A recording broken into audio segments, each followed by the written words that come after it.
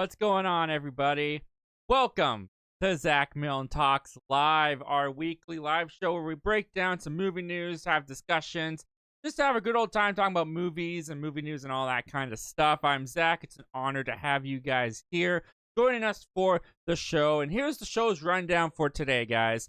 Number one, Joker at the box office. The fiasco continues, and triumph for Terrifier. We're going to talk about all of that as well. We're going to talk about the Superman and Krypto image that was just released by James Gunn. We're going to talk about Ballerina seemingly being saved by the John Wick director, and Venom 3. It's projected to open at $70 million. But how big can its opening really be? I'll give you my thoughts on that. Before we get started, just wanted to do a shout out for one of our super chatters from last week's episode. So our super chat guide here, guys, we take questions throughout the duration of the show. And if you send in a super chat, because I know a lot of you guys have channels of your own, I'd like to send my support to you for supporting our channel. For $1.99, you get a community post made, shouting out your channel with a link to it right after the show. For $2.99, you get the community post as well as the link to your channel in the description of this video. And for $4.99 or more, you get the community post as well as the link in the description of this video and next episode's video. And you get a special video shout out. And what do those video shout outs look like? Well, they look like this, because we've got one today for our super chatter from last week. If I can find the right graphic here. Where is it? There we are. We got a super chat shout out for the Ace Avenue. Now, the Ace Avenue, he has been an amazing supporter of the channel. He is a channel member. He does movie reviews. He does spoiler discussions. He's very big into the comic book genre, and he also does sports coverage, live sports coverage of I think right now it's baseball. I'm not a sports guy, but he's got some baseball stuff going on. He does live streams where he does play-by-plays of the game as it's live happening. As you can see, a lot of people join him for those live streams, so definitely go check him out if you're into sports, if you're into movies and TV. He is the guy to go to. Definitely check out his channel. Great content creator. And thank you so much, Ace, as always, for all of the support, man. I've come to know you very well over these past couple months being on Members Talk Live and everything. So appreciate you, man. Appreciate all the support. And congratulations on all your success over on your channel as well. All right, guys. Without wasting any time, any more time, really, let's just get into some of our. Let's get into the first topic. Let's get into our first topic, and our first topic is going to be this, guys.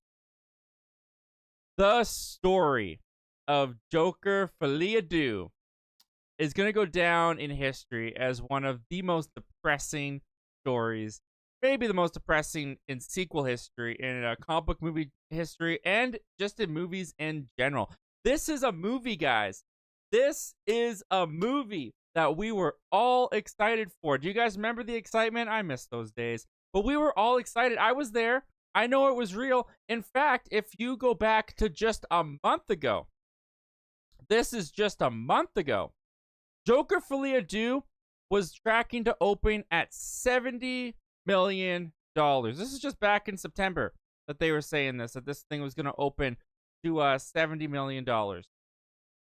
And it didn't even make half of that. Or actually, you know what? It kind of did. It made $37 million on its opening weekend. And we talked about that last week.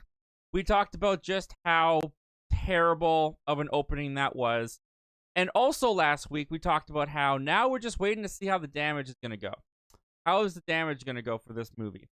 And guys, the damage came down hard on Joker Filiadu. We also talked about last week that we might be living in a world very soon where Terrifier 3, little itty bitty movie from 2016, made for like $35,000, now going into its third or second sequel, its third entry in the franchise. We talked about how we could be living in a world where that movie takes the #1 spot from Joker. And guys, it did. We now live in that world because, as Variety says, Terrifier 3 tops the box office with an 18 million debut as Joker Folie à Deux collapses with a brutal, emphasis on that word, brutal, 81% drop. Oh, this is bad, guys. For Joker, anyways. Here's what they have to say. There's only room for one killer clown at the top of the box office charts. Terrifier 3 slashed its way to number 1 in the North American, collecting a stellar $18.3 million from 2,514 theaters in its opening weekend. It's a huge start for the ultra-gory, independently made, low-budget slasher film about a demonic clown who brutalizes a small town. Meanwhile, Joker Folie à Deux, which topped the box office last weekend, if you can even say that, it was very, very poor, collapsed. Guys, it didn't just collapse to number 2. It didn't even collapse to number 3. In its second weekend, Joker Folie à Deux collapsed to 4th place with $7 million in its opening weekend. It's been said all week. It can't be said enough. That is bonkers insane. Again, guys, this was a movie at one point that was being projected to open at 70 million. And I don't even think it's made 70 million its entire run at this point. I could be wrong about that. I digress. But going forward, it says, the musical starring Joaquin Phoenix as a reclusive stand-up comedian and part-time clown suffered a tragic 81% decline in ticket sales from its already disastrous 37.6 million debut. It ranks as one of the biggest second weekend drops of the superhero genre, plunging more severely than last year's misfires of the Marvels, Ant-Man and the Wasp: Quantumania, Shazam! Fury of the Gods, and The Flash. Okay. So there's two stories here. And we're gonna start with the train wreck.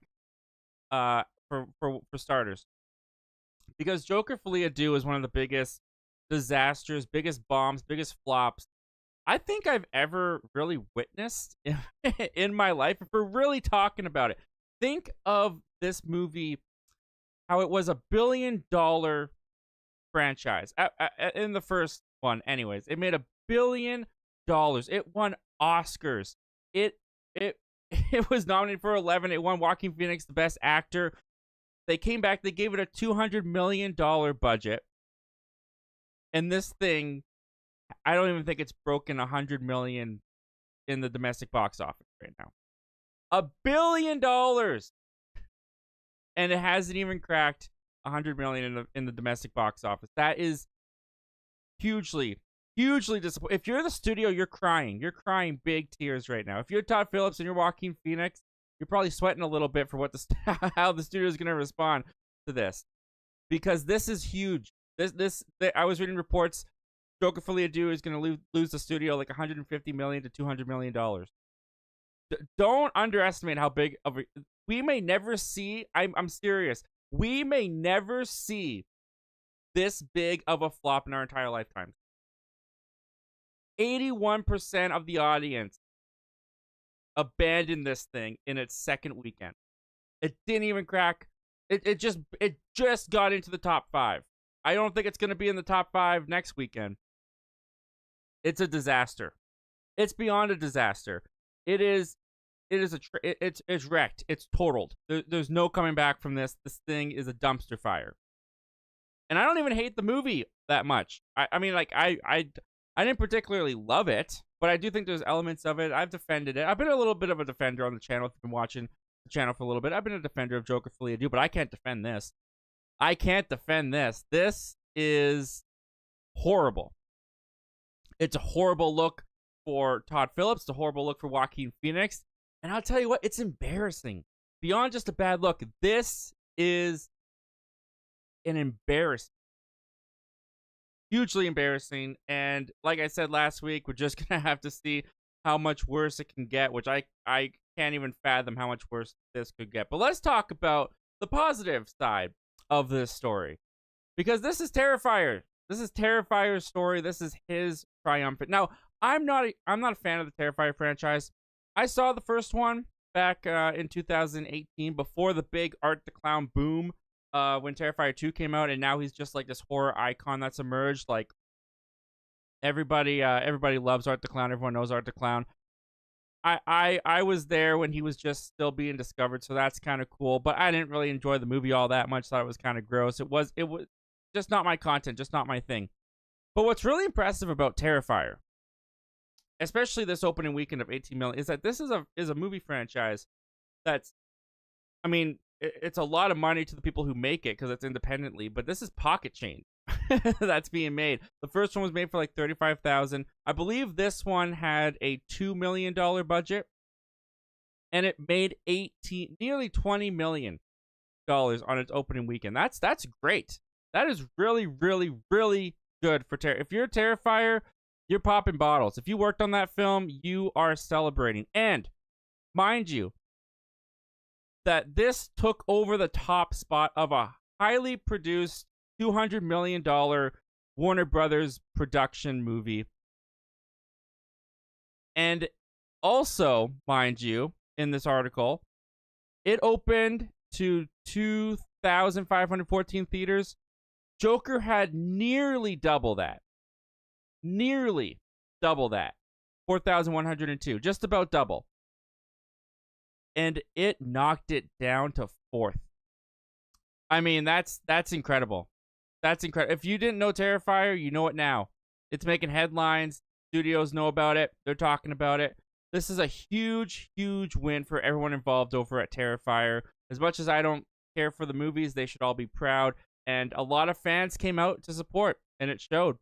And it really showed. People like this franchise. And yeah, they're talking about a 4th and a 5th. They're most certainly now going to get a 4th and a 5th. I doubt they even stop there. I'm sure it'll go beyond that. But as far as Joker goes, whew, man, I can't imagine this getting any worse. But it will. It will. Can you believe there was a time that we were talking about this movie? Hey, do you think it can make $1 billion again? Oh, we were such fools. What do you guys think of all this? What do you guys think of just the travesty for Joker at the box office? I mean, I know a lot of you guys don't even like the movie, so maybe you're celebratory that, Terrifier was able to take down this clown, become the true clown prince of the box office. Maybe you're disappointed. Maybe you were into the Joker, and maybe you wanted to see it succeed, was hoping for that rebound in the second weekend, and that just didn't happen. Comment down below. Let me know all your thoughts and opinions about that, guys. And with that said, let's take a look into the live chat. See who's here, see who's talking, and we'll do some discussions before we move on to our next topic of the night. All right, let's see. Where's my live chat? There's my live chat. Boom. Oh, I should put that on the screen for you guys. There we go. All right, we've got the Laser in here. What's going on, man? Saying, hey, how you doing, little mama? Let me whisper in your ear. No, I'm kidding. It's me, Laser. That was an interesting start. That was an interesting start, Laser. Welcome to the show, my friend. The Laser says, did you see that One Direction member Liam Payne? Yes, Liam Payne died today at age 31 after falling off of his hotel balcony. We've just lost him, James Earl Jones, and Carl Weathers. This 2018 where we are losing so many people. I feel like every year we say we're losing so many people, and it's true every year. People die every year, and sometimes of more. No, yeah. I saw this like 2 hours ago. Oh, that's maybe around 2 hours ago. I saw this. It's a travesty. It's tragic. It's terrible. There's reports coming out right now of like he was erratic in the lobby. Maybe he jumped. Maybe he didn't. There's a bunch of stuff, a bunch of nonsense really coming out. It's sad. And I was a big fan of One Direction. Like I got picked on in school forever. For liking One Direction. I've liked them since the start. So to hear the news was jarring, and it's just devastating. I mean, he has a wife. He had a 7-year-old. I think his son was 7 years old at this point. So, yeah, I don't know what happened. 31 is so young. And, yeah, I mean, just terrible. My condolences and prayers go to his family, of course. And, obviously, like, I wasn't like a huge fan of him. It was mostly the One Direction unit, but he was a part of One Direction. He made it happen, and he produced a lot of and made a lot of songs that I still enjoy to this day. So I appreciate the art that he left behind, and I just R.I.P. to Liam Payne. But yeah, it was shocking. It was shocking and just terrible, especially falling from a balcony. Like, it's terrible. You never think of it.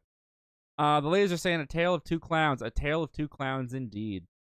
Trev's Movies. What's going on, Trev? Thanks for joining, buddy.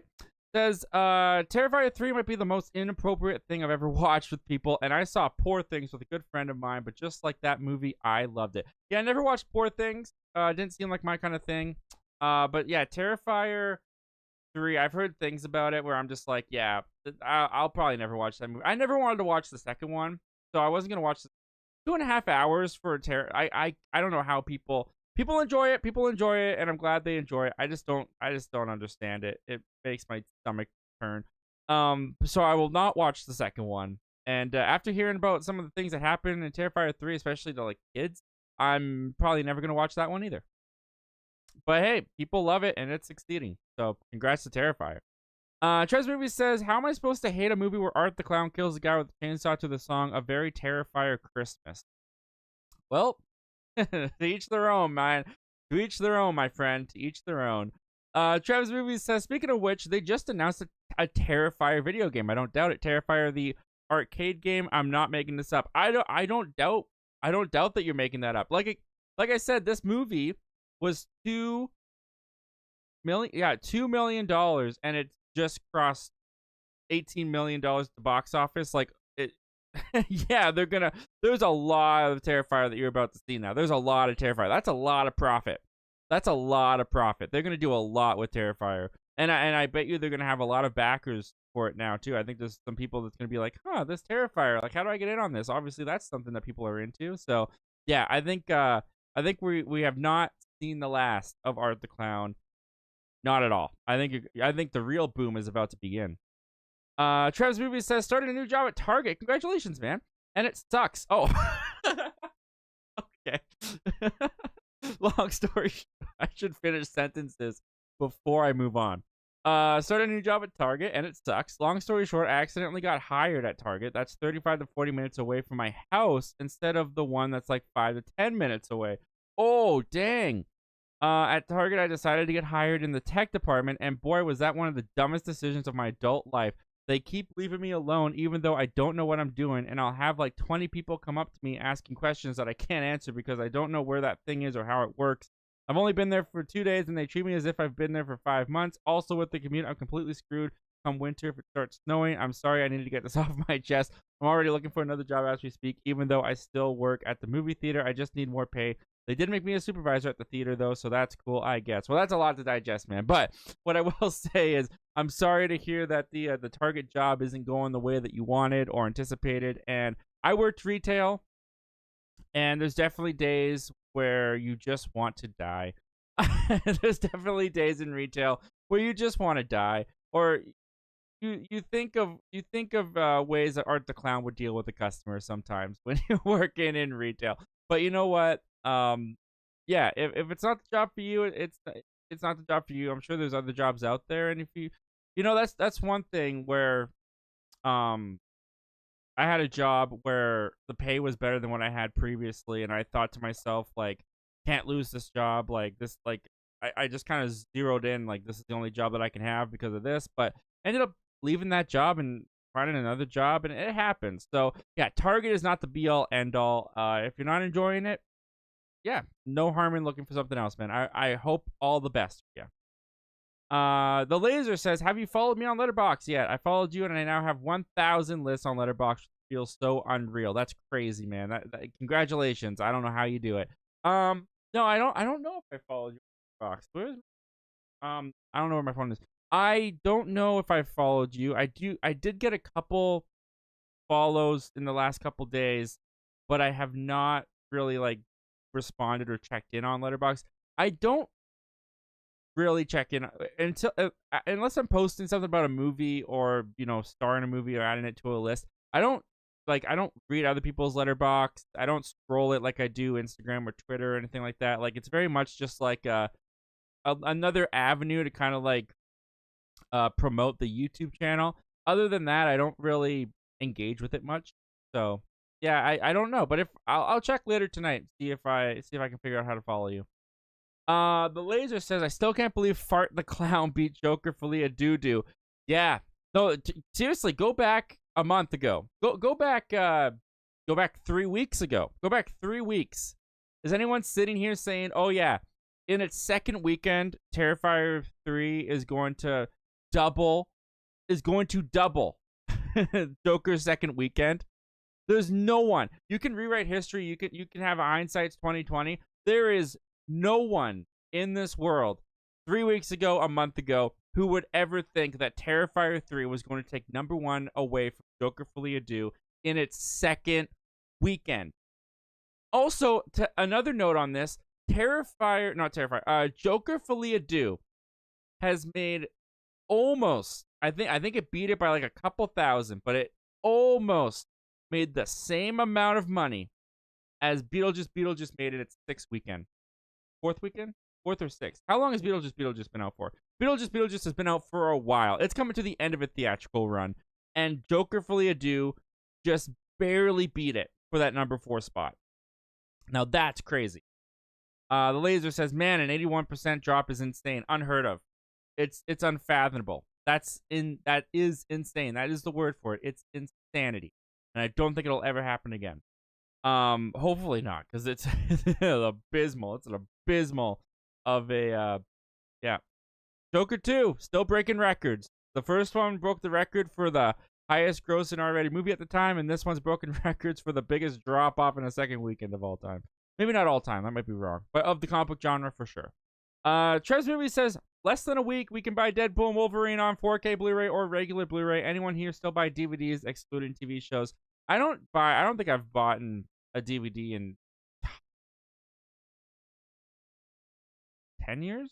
I don't know what my last... You know what? I bought my wife The Office on DVD back in 2020. So I guess it's been 4 years since I bought my last DVD. But I will be picking up that Blu-ray.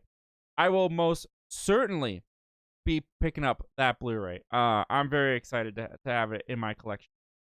The laser says, do you think studios are killing movie theaters because studios like Paramount and Universal keep putting their movies on home video way too early?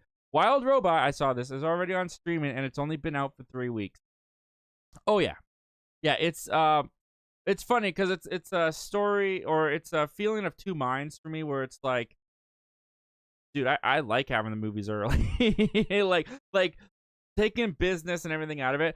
I love having movies early because I want to watch the movies again. Or there's movies that I can't make it to theaters that I can't spend money on, that they come out so quick. It's like, oh, sweet, I can already watch that at home. There's a part of me that's like, when I was a kid, it felt like it took forever for movies to leave from the theater to home video, because I mean, streaming started to emerge when I was in like middle school, but before that, it was like you had to wait for the DVD, you had to do something, you had to wait to rent it, or video on demand came in and we rented it on video on demand. But it would take like months before a movie came from theaters to home video. And now it's like you blink and it's just left theaters. It's in theaters, you blink and it's out of theaters. And there's part of me as a fan of watching movies that really loves that. Like really, really, really loves that. But business side, yeah, they're screwing themselves. They're absolutely just like, they're cannibalizing themselves. Like, I know so many people who don't go to the movies because they expect it to be out in like 2 weeks. There's a lot of people actually, and this is one of the things I applaud Disney for. Remember we covered a couple months ago when Inside Out 2 was coming out, that Inside Out 2, they were going to let that thing roll all the way through summer, and they weren't going to put it out. I think it came out in June, and I think they put it out late September, I want to say, onto Disney Plus. There were people in my life when Inside Out 2 came out in June that they were expecting it to be out next month. They were expecting it to be on Disney Plus in like July or August. So they really waited on that one, and the box office proved that it was the right choice, because that thing is the highest grossing movie of the year, because they let the legs on it roll. They let it continue. Studios aren't doing that. Even when a movie does pretty well, they rip it out of theaters and put it on home video.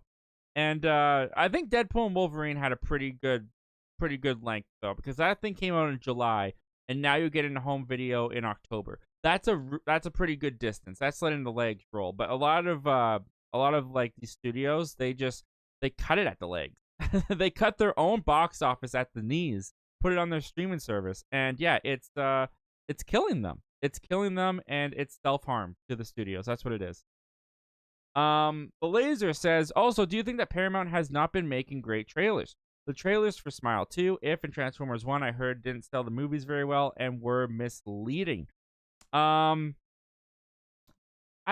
haven't paid much attention to like all of Paramount's trailers. I didn't see the Smile 2 trailer because I haven't even seen Smile. Although I am planning on seeing the Smile very soon here.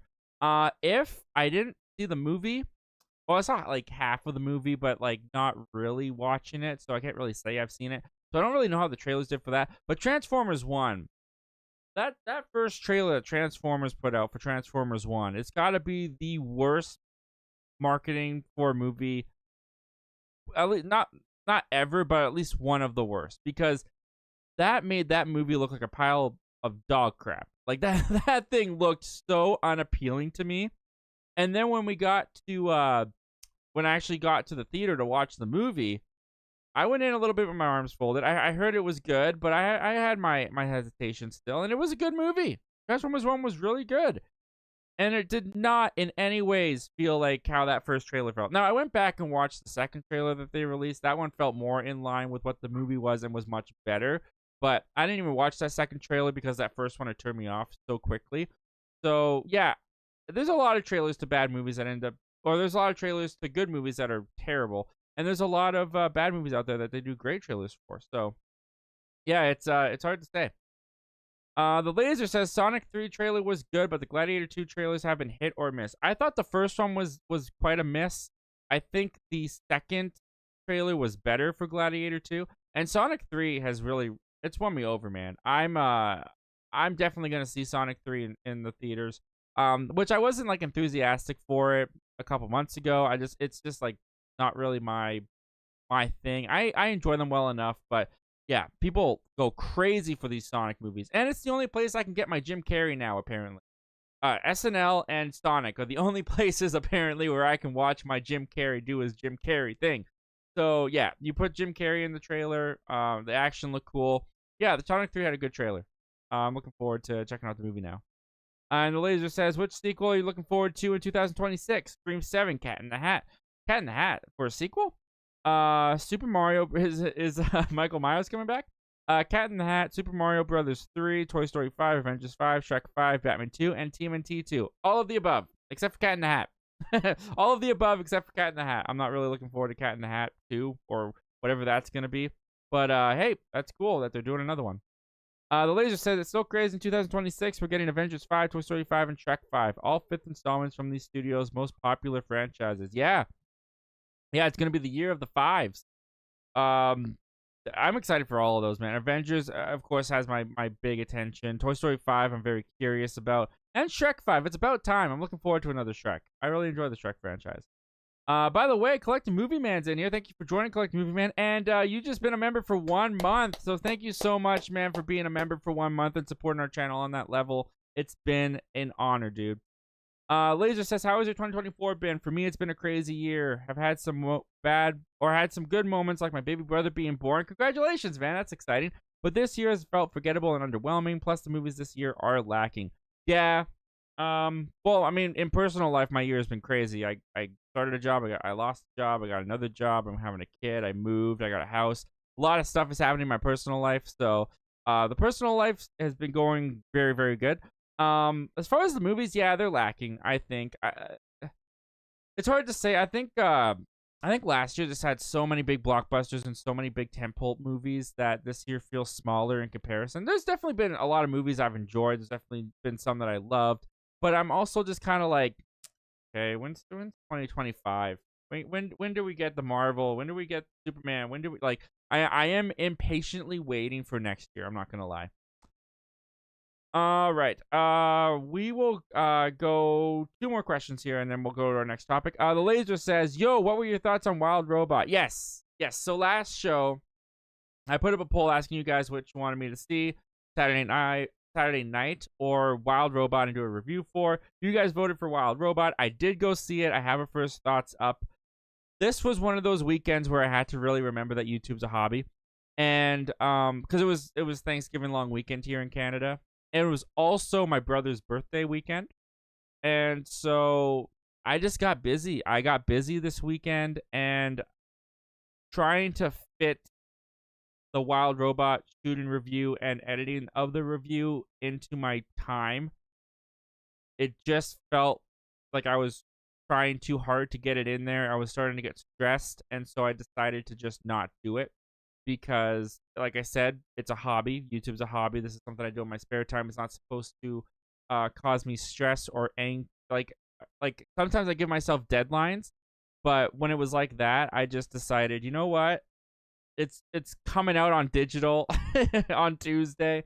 So I just decided that I wasn't gonna do a review for it. Now I might still do a review, but probably not because now I don't know. We'll see. But it just didn't work out this past weekend. But what I will say about Wild Robot is that I thought it was very good. The first two acts I thought were good. I didn't see what everyone was seeing with those first two acts. There's a time jump that happens with the little goose thing that the robot takes care of, and I thought that was a little jarring. I felt like that was probably the biggest misstep of the movie. Other than that, I loved all the characters. I thought the humor was surprisingly very witty and sharp and dark at times, and I loved the humor in the movie. And yeah, the ending got me. The ending, I was watching the movie and I was like, I don't know why everyone's crying at this. Like, I'm not really connecting with. And then the ending happened, and it was just a very wholesome, sweet, beautiful little family kids movie that they did a really, really good job with. I will say though, Inside Out 2 is still my favorite animated film of the year after watching Wild Robot. Wild Robot, it's designed, it's constructed to literally just be emotional beat after emotional beat and just pull at your heartstrings the entire movie, and it does a very good job successfully at that. Sometimes I will admit feeling a little bit manipulative in the way that it does it, but like I said, very, very good movie. But it's not on the pedestal that a lot of people have of it. At least for me personally, it's not one of my. It's definitely probably like my second favorite animated film of the year after Inside Out 2. But a lot of people saying that this is the greatest animated movie of all time ever made. This is their number one of the year. That's awesome. I'm very happy for all those people who thought that way about it. I was not one of those people. But I still liked it. I liked it a lot. It was a beautiful film. And we got Collective Movie Man saying, Zach, how are you doing today? I just got done watching my 7th scary movie. Nice, man. I have not watched any scary movie. I really have lacked this Halloween season. I've not been doing well with it.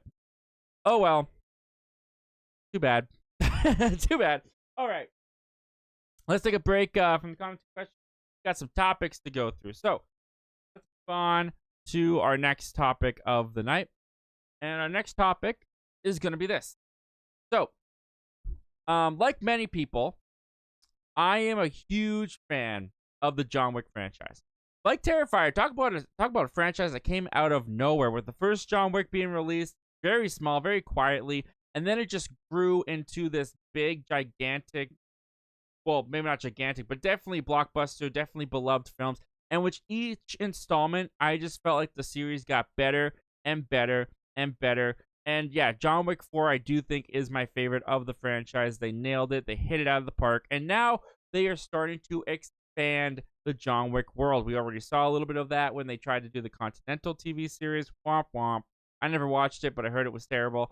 And now we're getting a theatrical release with their expansion of the universe with Ballerina, of course, starring Ana de Armas, taking place in between John Wick 3 and 4. Even Keanu Reeves is back in the role of John Wick. And they've also got a new director. Len Wiseman is going to be directing Ballerina. But it sounds like there's been a little bit of trouble with the movie, because coming from our friends over at Screen Rant, they say the Ballerina reshoots with the John Wick director taking over for significant changes after a poor early cut. Here's what they had to say. Let's see. A new report sheds light on Ballerina's early cut, which apparently led to substantial reshoots from John Wick director Chad Stahelski. The upcoming spin-off film from director Len Wiseman stars Ana de Armas as Eve, a female assassin who seeks revenge against those who killed her family. Ballerina was initially slated to release in summer 2024. If you guys remember, it was one of my most anticipated of last year and it never came out. Or of this year, sorry. But was pushed back to June 2025. With Lionsgate explaining at the time that the movie was to allow for the filmmaker for the filming of additional action sequences to satisfy audiences' high expectations.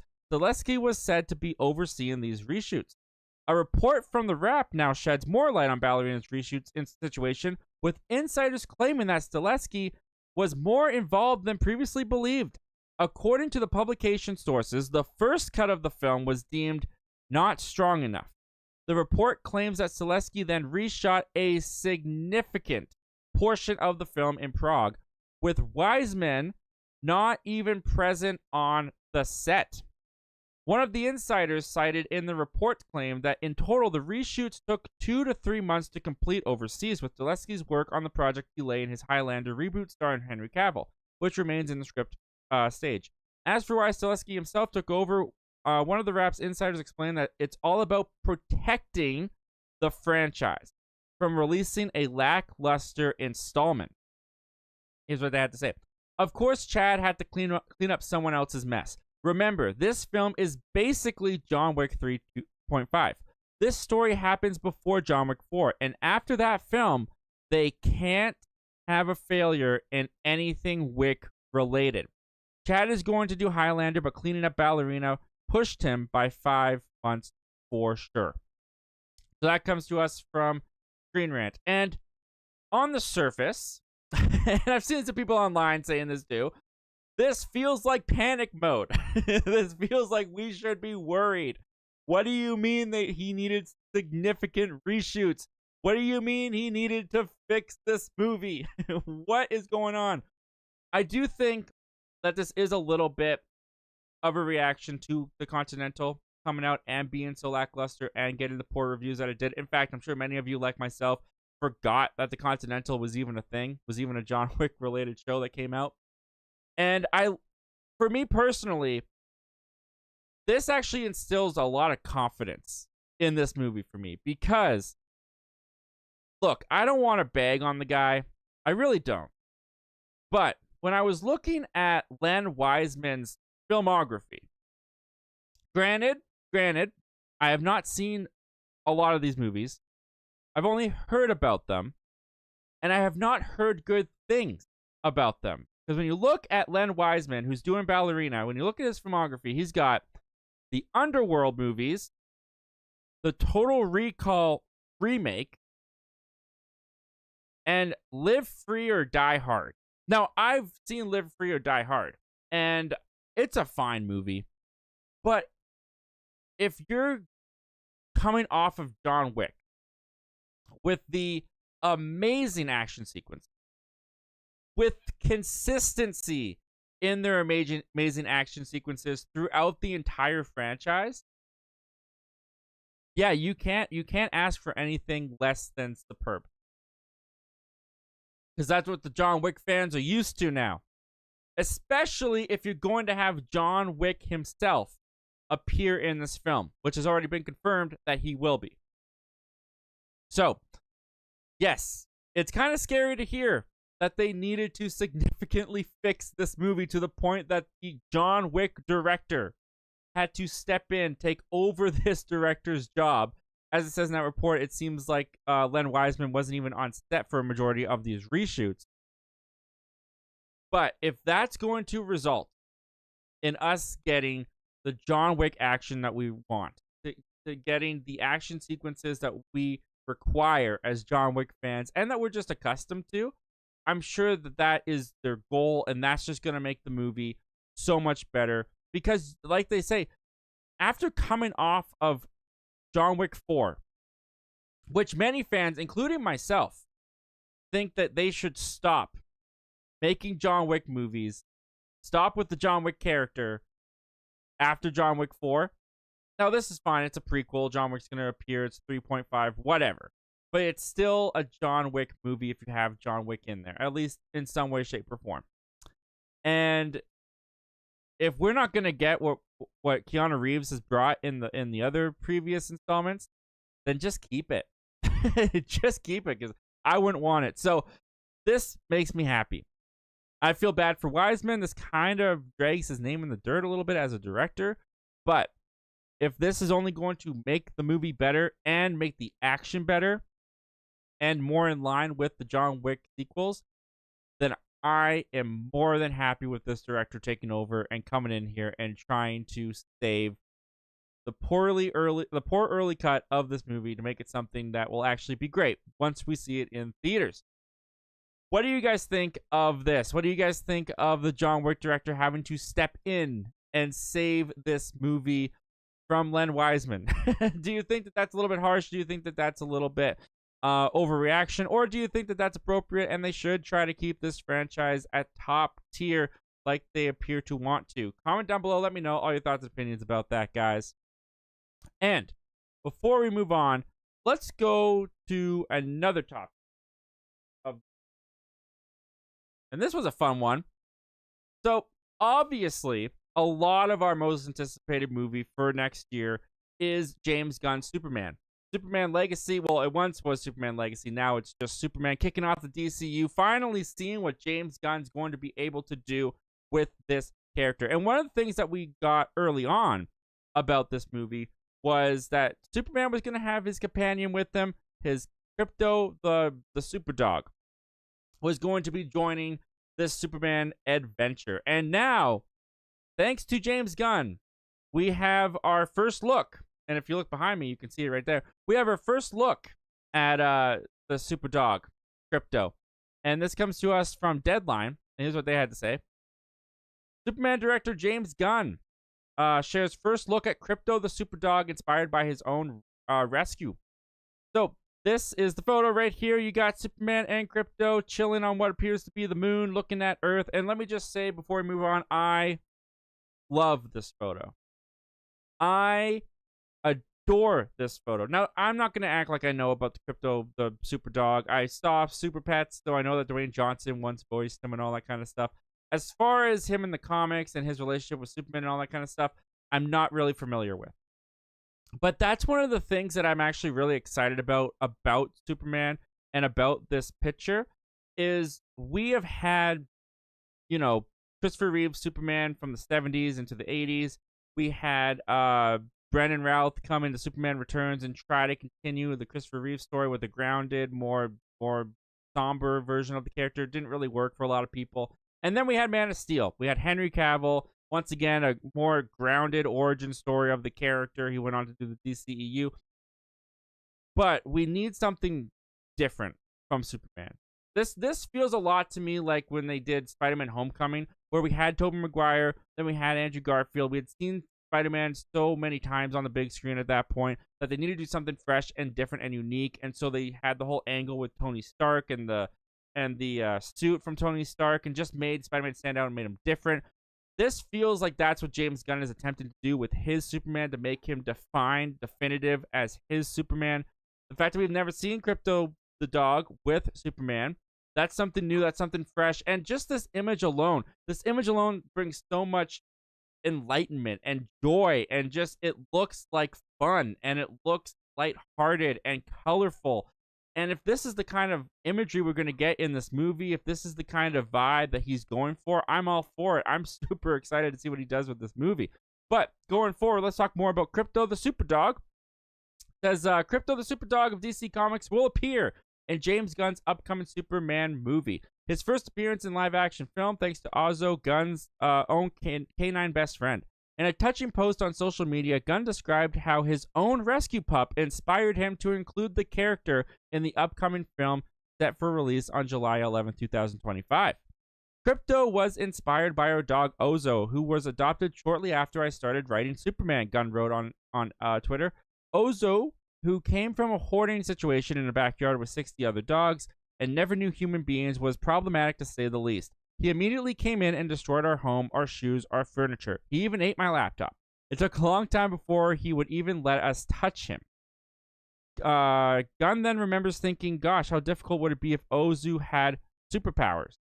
And thus, Krypto came into the script and changed the shape of the story as Ozu was changing my life, he continues. What better time to debate the not so good boy Krypto than hashtag adopt a shelter dog month? By the way, Ozu today is fairly often a very good boy.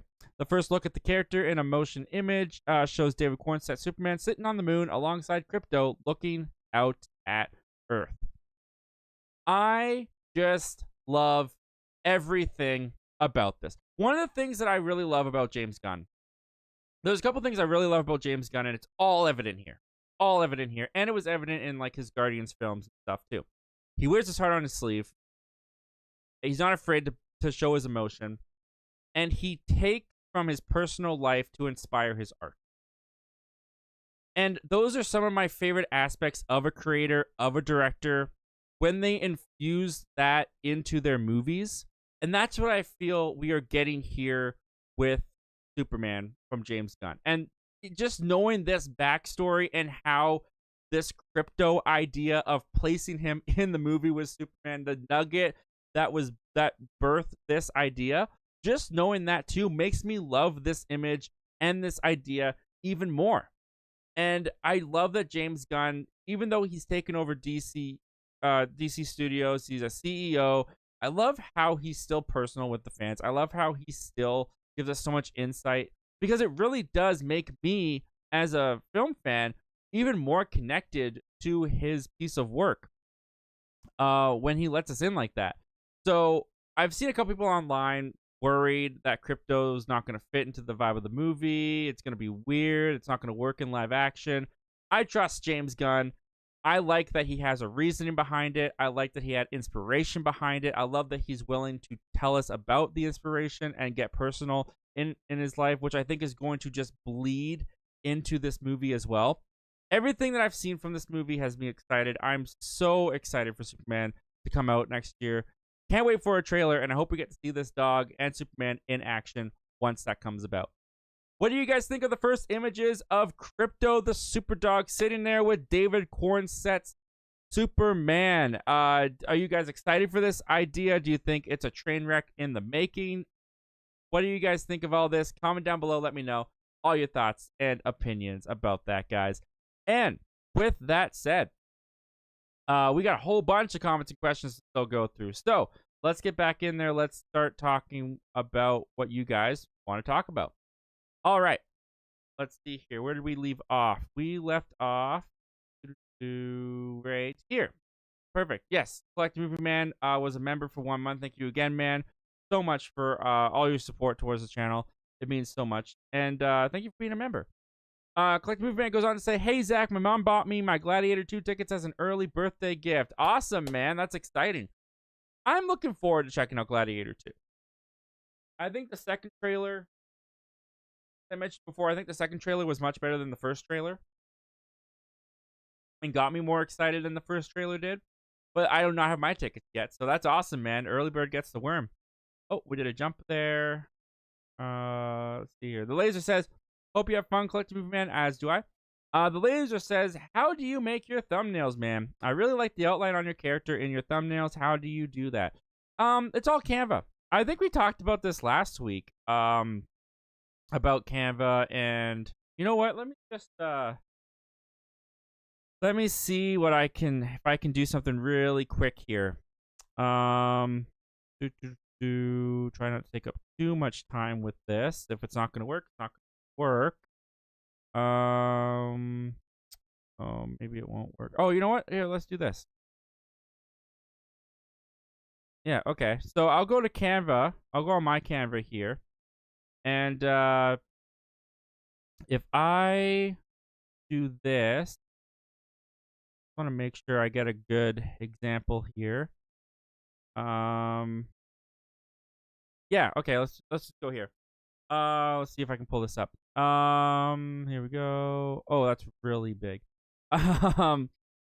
Maybe if I do something like that. I'm trying to show you this, man. I'm trying to show you this. It may not cooperate with me, though. Yeah, no, it's not quite working. Well, I can show you a little bit here. No, I can't. Sorry, man. If I was prepared more, I could do this. But it's not cooperating with me the way that I want it to. But yeah, it's just Canva. Super easy to use. Honestly, if you look up YouTube videos of how to use Canva and how to do outlines and stuff like that, super easy to find, super easy to do. You could if I can do it, you can do it easily, easily. So yeah, don't even worry about it. But I do recommend getting Canva. Super easy to use. Collect Movie Man says thank you, Laser. Everyone's saying hey because we got Michael 11591 in here. What's going on, man? Thanks for joining, dude. Everyone's saying hey. We got Trev's Movies saying hey Zach. I recently got the Bike Riders on VHS from this place called VCR Village, and it plays just great. I'm not making this up. Interesting. Like they take that sounds illegal. That sounds so they take movies and then they put them like modern day movies and they put them on VHS tapes and they sell them as their that's it. That's interesting. I wonder if that counts. That would be pirating. Because the studios aren't making that. There's no production company that's making that's interesting. Huh. Hold on to those. Those might be valuable one day after the lawsuit breaks out. But that's interesting. That sounds cool. That sounds illegal, but it sounds cool. View with Drew. What's going on, Drew? Thanks for joining, buddy. Trez Movies says, Zach, ever thought about doing a Blu-ray collection video? I did one 2 years ago. 3 years ago? No, 2022, I think was the last one I did. So I've done one two years ago. I've thought about doing another one. They're a lot of work. They're a lot of work in terms of prep, getting all the movies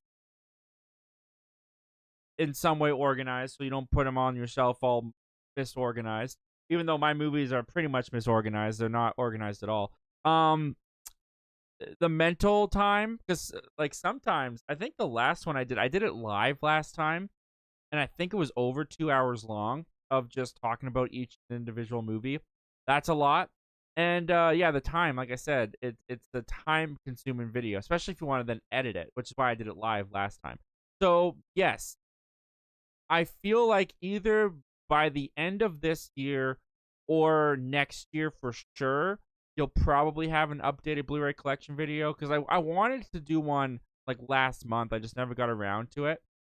I want to get one out before the end of this year. I'm just not sure because now we're really getting into the busy season. I mean, Halloween's almost over, and then Christmas ramps up. I got a lot of family birthdays that happen in November. So there's a lot happening. So hopefully I can get that done before the end of the year. If not, I'm probably going to do one next year. Trev's Movies says I might be doing a video on Dora's Christmas Carol Adventure for Christmas. Hey, for some reason, my most popular videos are on little kids' movies. It'll be an interesting video for sure. I can't honestly say if I remember seeing that or not. I watched Dora when I was a young child, but I don't know if I've seen it. But that sounds cool, man. Hey, it's a niche. It's a niche, and not many people are doing it, so give it a go.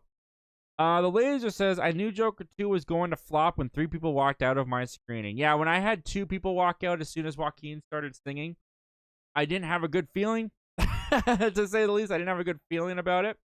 By the way, the Ace Avenue coming in here, of course. Sending in a $5 super chat, dude. Thank you so much for all of your support, man. You keep bringing it. You keep sending it, and I can't believe it every time, dude. Thank you so much. And he's saying, "Sup, Zach? You should make a behind-the-scenes video of how you make a video from start to finish. You're such a great creator that you could definitely inspire others." Well, thank you so much, man. I don't know. I feel like people would probably be a little bit bored. It's not an exciting process in some ways. I mean, sometimes I'll write some notes down. Not very often. Usually it's just, I guess making the graphics and stuff on camera. It would be more interesting if I did a behind the scenes for sure of like the live show, because I feel like the live show has more that goes into it more than the videos do. The videos are pretty set up the camera, shoot, send the footage to iMovie, edit it out. yeah, I don't know. Maybe I'm selling myself short. Maybe there is some stuff in there that people would learn from if I were to do a behind the scenes video. To me, it just sounds like a nothing burger. It just sounds kind of boring. But I really appreciate that, man. Thank you so much for the kind words. Thank you so much for always supporting my friend. And yeah, I appreciate that. I'll definitely take that into consideration. I'll think about it.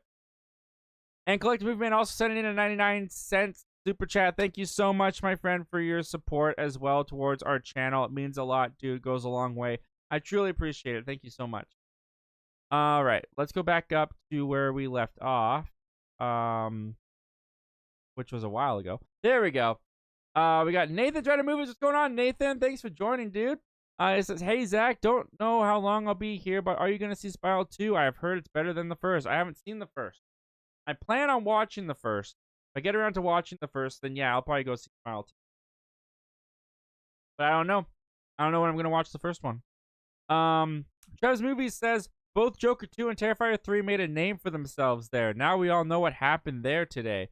I mean, Terrifier 3 in a good way, and Joker 2 made a name for itself in a way that you do not want to make a name for yourself. The Biggest Loser, anybody? Oh, is that the right way? Is that an L? Oh, okay, The Biggest Loser. Maybe I'm the biggest loser. Can't figure out how to do an L. Collective Movie Man says, it's very disappointing that Joker did not do great. Yeah.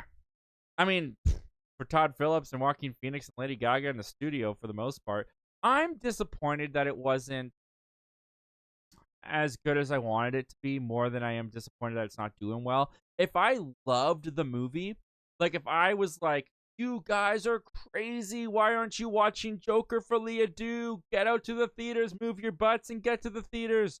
Then I'd be a little bit more disappointed that it's not doing well. But because I'm just kind of like, hey, I didn't think it was trash. I liked a lot of things in it. I think they made some ballsy decisions, and I appreciate what they tried to do, but the ending kind of stuck. So yeah, I'm not surprised that people aren't going to see it. I'm surprised how many people aren't going to see it, because I still thought it carries the name Joker. It's a DC property. It's still going to have someone, right? But $7 million on your second weekend? That's like crickets. That's like no one going, especially for a movie this size. So yeah, it's disappointing, but it'd be more disappointing to me if it was actually like a really great movie. The Laser says, I love One Direction. You and me both, my friend. I wonder what happened to them. My favorite song from them was Story of My Life. Well, they broke up and went their own ways, dude. That's about it. Zayn's got solo music. Louis got solo music, mostly in the UK. Louis doing really well over there. Harry Styles, of course, is Harry Styles. He's made a name for himself. Great music that he's releasing. And Niall, also. I think Niall's on tour right now. He's releasing music. So they're out there. They're doing things.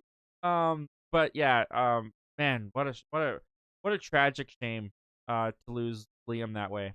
And R.I.P. Collective Movie Man says, I didn't even know who the person was until you guys just told me he was from One Direction. Yeah, I mean, that's the thing, right? Is the band name was bigger than his name, and he also wasn't like the front man or anything. He wasn't like the biggest name in the band, but still, it's sad. He created a legacy, really. Collective Movie Man says, I'm like, who the heck is that? I've never seen him in any movies. I'm like, why is this a big deal? Okay, well, tell us how you really feel, Collective Movie Man. Yeah, no, I get it. It's unfortunate. It is.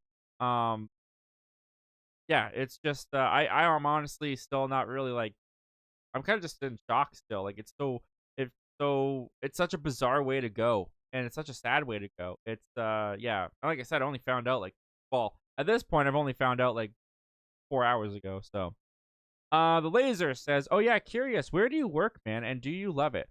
I work at a car dealership. I was in the parts department, but I recently got transferred to being a delivery driver, which I was a delivery driver like 2 years ago, and I really enjoyed it. It just didn't pay well, but this pays a lot better, and now I'm doing it again. So yeah, I enjoy it. Do I love it? Aspects of it. There's definitely advantages to being a delivery driver, and I love driving, and there's a lot of stuff that I love about it. But yeah, it's not like my dream career or anything, but I do love it. And yeah, that's where I work. That's where I work right now. I've been there like 7 months now, so still pretty fresh. Still pretty fresh. Nathan Red Movie says, here in California, it went from super hot to super cold real quick. Me too, my friend. Me too. Canada's funny that way. Trev's movie says Terrifier 3 is gonna be such a weird movie to watch at Christmas. You won't be finding me watching that. I ain't gonna be getting that in my stocking. I ain't watching that during Christmas time. Christian, whoa, what's going on? Thanks for joining. It's great to see you in here. It says I was one of the few that really loved the second Joker movie. I'm happy for you, man. I'm glad someone loved it because people are just tossing it in the gutter like it's trash. And I don't, like I said, I don't think it's trash. I don't think it's great, but I think people are dismissing it too quickly. So good to see someone in here who loved it. Joker's psychosis got me emotional. The musicals were Joker's way to escape reality, which is very relatable. Unfortunately, not many people understood the film, which is the main complaint I'm seeing. I don't think saying people didn't understand the film is fair. I think a lot of the criticisms for the movie have been very valid. I think there are a couple people who don't recognize the point of the movie, and they're saying it's pointless because they just didn't like the point of the movie, and I don't know if they're registering that. But I don't think there's many people out there who didn't understand the film. It just didn't work for them. It just wasn't the story they wanted, or they didn't connect with the themes and what they were trying to do with it. So, yeah, I don't know. I don't know if I would say people didn't understand the film. I'm sure there's some people out there who you could probably say didn't understand the film if you talk to them. But, yeah, that's definitely not a blanket statement that you can put over every single person who didn't like Joker, because there's a lot about the Joker to not like, unfortunately, and there's been a lot of fair criticisms that have been pointed out about it. The Laser says 2024 has been dookie for comic book movies. The only good one was Deadpool. Dude, I think this is one of the worst years for comic book movies in a very long time. Like you said, we had Deadpool and Wolverine. What else did we have this year? We've had Madam Web, Joker Folie à Deux. We're gonna have Craven. I'm just putting it out there. We're gonna have Craven.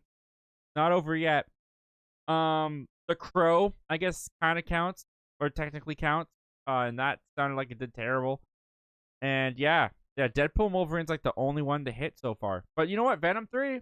There's always a chance with Venom 3. We'll talk about that in a second. Jason Callan, what's going on, Jason? Thanks for joining, dude. It says, I just saw Strange Darling. It was very good.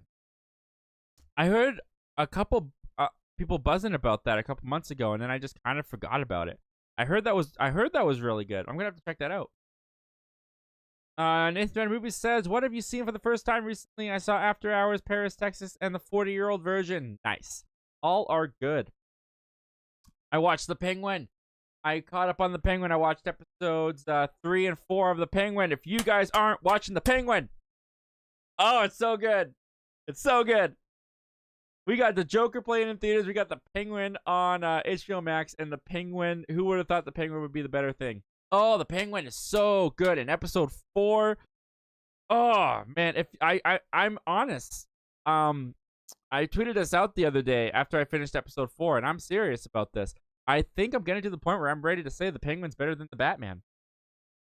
Not that one has to be better than the other, and obviously one's a TV show. It has way more time to dedicate to its characters, flesh them out, and tell its story, whereas the Batman, even though it's 3 hours long, has less time to do that. But still, man, I am enthralled by The Penguin. Absolutely enthralled by it. And the performances are incredible. And this is just going to turn into me gushing about The Penguin now, because the performances in the show are just so freaking good. And this last episode they did, kind of going into Sophia's backstory and recontextualizing her character to the audience, was so brilliant. Oh, man, the writing, the acting, the editing, the script, it all just comes together. It all just meshes so well. It all elevates and helps each other, and that's the best kind of filmmaking. That's the best kind of show that you can ask for, is when each one of those elements, the editing, the performances, the script, the story, the direction, everything just helps each other out and makes it better. Oh, it's such a good show. If you guys aren't watching The Penguin, I'm telling you, get on it. Get on The Penguin. It's so good. Other than that, I watched The Wild Robot. We talked a little bit about that. I started going back and watching the Batman animated series the other night. I only watched like 4 episodes. I don't know why. It was on Amazon Prime, and I was like, I have not watched an episode of that since I was a young kid. So I put a couple of those episodes on. I think I might actually try to finish the whole series. I've never done that. I've never gone back to an old animated show that I watched as a kid and finished the whole series. But man, it's better than I remember even as a kid. So I'm probably going to continue with the Batman animated series. And I kind of want to check out Batman the Caped Crusader. And I think the Batman the Caped Crusader is connected to the animated series in some way. So I'm going to go through the animated series at some point and then finish Caped Crusader. But I'm trying to watch so much right now. I still haven't caught up on Agatha because I've been anytime that I have to catch up on something, I dedicated it to the Penguin this past week. So I'm about an episode and a half behind on Agatha because I think I started episode 4. And technically a new episode came out tonight, so I'm now 2.5 episodes behind on Agatha. And I caught up on Only Murders in the Building. Been watching that with my wife. We love it. Yeah, that's kind of roughly all that I've been watching. Collector Movie Man says my only DVDs I buy are TV shows. I have the 4K standard edition of Deadpool coming to me from Walfart. Walfart. I don't know if that was a mistake or what, but that's funny, man. That's awesome, dude. I can't wait to pick it up myself. I cannot wait to pick up Deadpool and Wolverine myself, man. Christian Wu says nothing can substitute the theater experience. If it's something I really want to watch, it has to be in the movie theaters. Hey, that's you and me, my friend. That is you and me, my friend. But that is not everybody. That's not a majority of people, I would say. Actually, we are a dwindling breed. We're a dying breed in some ways. There's even some friends of mine that, like, man, they used to be my movie buddies. We used to go to the movies. Doesn't matter what it was. We used to go all the time. And now they're even like, I'll just wait. No, I'll just wait. Yeah, it's sad to see. But also with inflation, how much a ticket costs and all that kind of stuff today, can you blame them? But yeah, you and me, I'm there too, man. You got to watch it in the theater. Trez Movie says the second trailer for Transformers 1 was actually decent, but I think most people saw the first trailer, which really screwed the movie over. I think so too. I think it played a huge part into why this thing's not performing well. Because my brother, who's a huge Transformers fan, he hated that first trailer, and he didn't even want to go see this movie with me. I invited him to come see with me. He tried to get out of it because he just thought that trailer was so terrible and it was going to ruin his Transformers love. And yeah, ended up being better than he thought it was going to be. Christian Wolf says I'm totally looking forward to Sonic 3. I love the first 2 films. I really enjoyed the first one. The second one got a little bit too inside baseball for me in some ways, but yeah, they're fun little movies. And the whole Hawaii wedding plot of Sonic 2 I thought bogged the movie down so much. Yeah, they're not my movies per se, but I find enjoyment in them. For sure. Nathan Dread Movie says my most rewatchable movie. The most rewatchable movie to you. My number one comfort rewatchable film is The Greatest Showman. Just listen to the songs. But close runner-ups are Dumb and Dumber and Guardians of the Galaxy 2. Yeah, Dumb and Dumber is up there for me for comedy for sure. Honestly, I find myself rewatching Sam Raimi's Spider-Man a lot. Kind of my comfort movie if I ever have just time to chill and I can just watch a movie and I don't really feel like I need to watch something new. I just want something familiar and comfortable. I usually go to Sam Raimi's first Spider-Man movie. Star Wars is a big rewatchable one for me. I watched Empire Strikes Back a lot. Infinity War is getting up there. I watch Infinity War quite a bit from Marvel, which then leads into Endgame. So Endgame and Infinity War are up there for me. Obviously, Back to the Future. I love Back to the Future. I can watch Bill and Ted pretty regularly, pretty over and over again. Yeah, so there's a couple that I find rewatchable for sure. The Laser says Cat in the Hat is an animated movie from Warner Brothers, and Bill Hader plays Cat in the Hat. Is it a sequel then? Doesn't sound like it's a sequel. Should have been included on that list. Will I watch that? Nah, I don't know. Maybe. I don't know if I will. All right. We've got one more topic to go through. So we're gonna take a break. We'll be back very soon to the comments and questions, but we're gonna go to our last topic, and that's gonna be this. So, the comic book movie year hasn't been great. I mean, Deadpool and Wolverine aside, Madam Web was a complete and total disaster. Joker Folie à Deux is a complete and total disaster, especially at the box office. But there's still a couple more on the horizon. Yeah, we got Craven. Sure, it's a disaster waiting to happen. Watch that be the one movie that actually does like surprisingly well and is surprisingly good for the rest of the year. But as it is right now, Venom 3. Venom: The Last Dance is on the horizon. Now, this has been as big of a failure as Sony's Spider-Man-less universe, their centered, villain-focused movies have been. Venom has been their shining star. Venom has been like the one franchise consistently in this universe, this cinematic universe that Sony's trying to do, that actually connects with the audience and has been financially successful. So with the third Venom movie coming out, seemingly Tom Hardy's last ride, it's called The Last Dance. He has already said in interviews that this is his last time with the big guy. He's not going to be back, blah, blah, blah, blah. There's rumors about him coming into Spider-Man 4, or this movie being connected to Spider-Man 4, all this kind of stuff. There's a lot of stuff going on with Venom: The Last Dance. So the question's going to become, especially after the abysmal disaster that Joker for Leah Do was at the box office, how's Venom 3 going to do? How is Venom 3 going to do? Well, we have some predictions because if you look over here at Deadline, they're saying Venom: The Last Dance hopes to make October box office prance with a 70 million. Now remember, this was also the projections they gave to Joker for Leah Do, but they're saying a 70 million opening forecast. Here's what they go on to say. With Warner Brothers' Joker for Leah Do bombing and this past weekend's overall ticket sales being off 43% from the same period a year ago, the October box office might feel kind of sluggish. It's at this point in time that we say, where are you, Venom? A nation's box office turns its lonely eyes to you. Literally. Tracking has Sony's black-clad fanged Spider-Man anti-hero, Venom: The Last Dance, set to do $70 million opening when it hits theaters on October 25th. True, that's the lowest start in the Venom trilogy, behind 2021's Venom: Let There Be Carnage, which was a $90 million, the third best for October, and the 2018 original start, $80.2 million, the fourth best for the month. But after the crater left by Joker 2, heck, we'll take $70 million.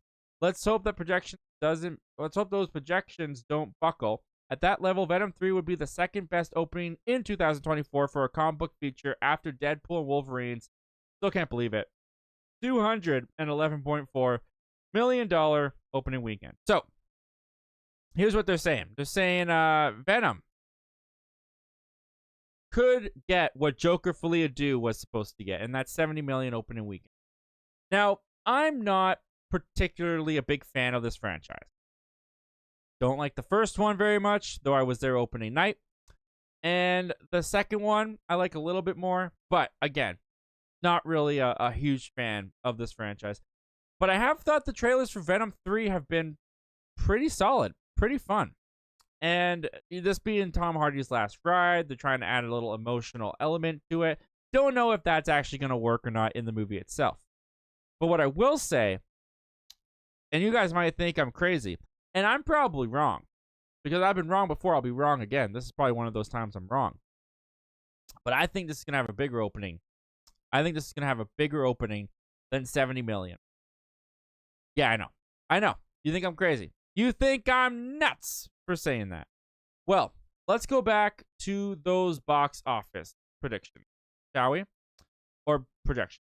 So this is Venom 2018. Now, obviously, this is a very different time for comic book movies, and this is the first Venom movie that we ever got in the theater, so there was a lot of hype surrounding it. And like it said in the article, it opened to $80 million domestically on its opening weekend. Again, 2018, Marvel Phase 3 is booming. DCEU hasn't completely blundered yet. Totally different time for comic book movies. This is where I really have my eye on, though. And that's Venom: Let There Be Carnage. Because true, again, this was a different time for comic book movies. 2021, we're just starting to get out of the pandemic. Theaters are still closed in some places. Some people can't make it out to the theater to go see Venom. Some people had to stay home and miss it. Some people chose just to miss it because the first one didn't work for them, like me. But this thing, in 2021, it still had a domestic opening of $90 million. $90 million opening weekend, and that's in 2021.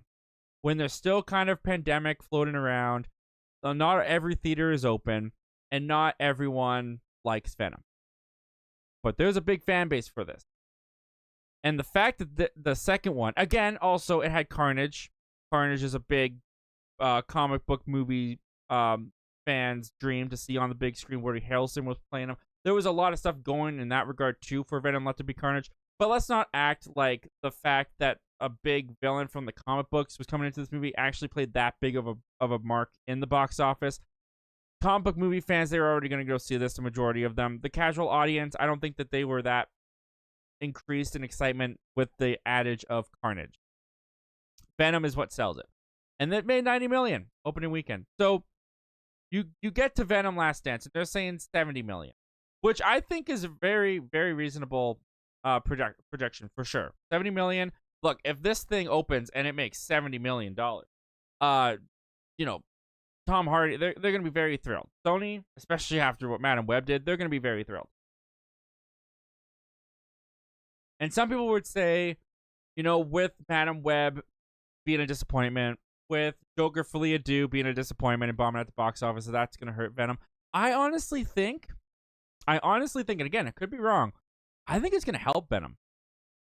I think it's going to help Venom because when you looked at Joker, when you looked at those previews and trailers, it looked so, in a way, dire and kind of gray. And yeah, they had some musical elements in there, but no one kind of knew what to expect, what it was. And now we've seen it, and a lot of people are depressed by it. Venom and the Venom franchise has consistently always just wanted its fans to have a good time. They've always just wanted to have fun. And for the majority, they have jumped on board the train.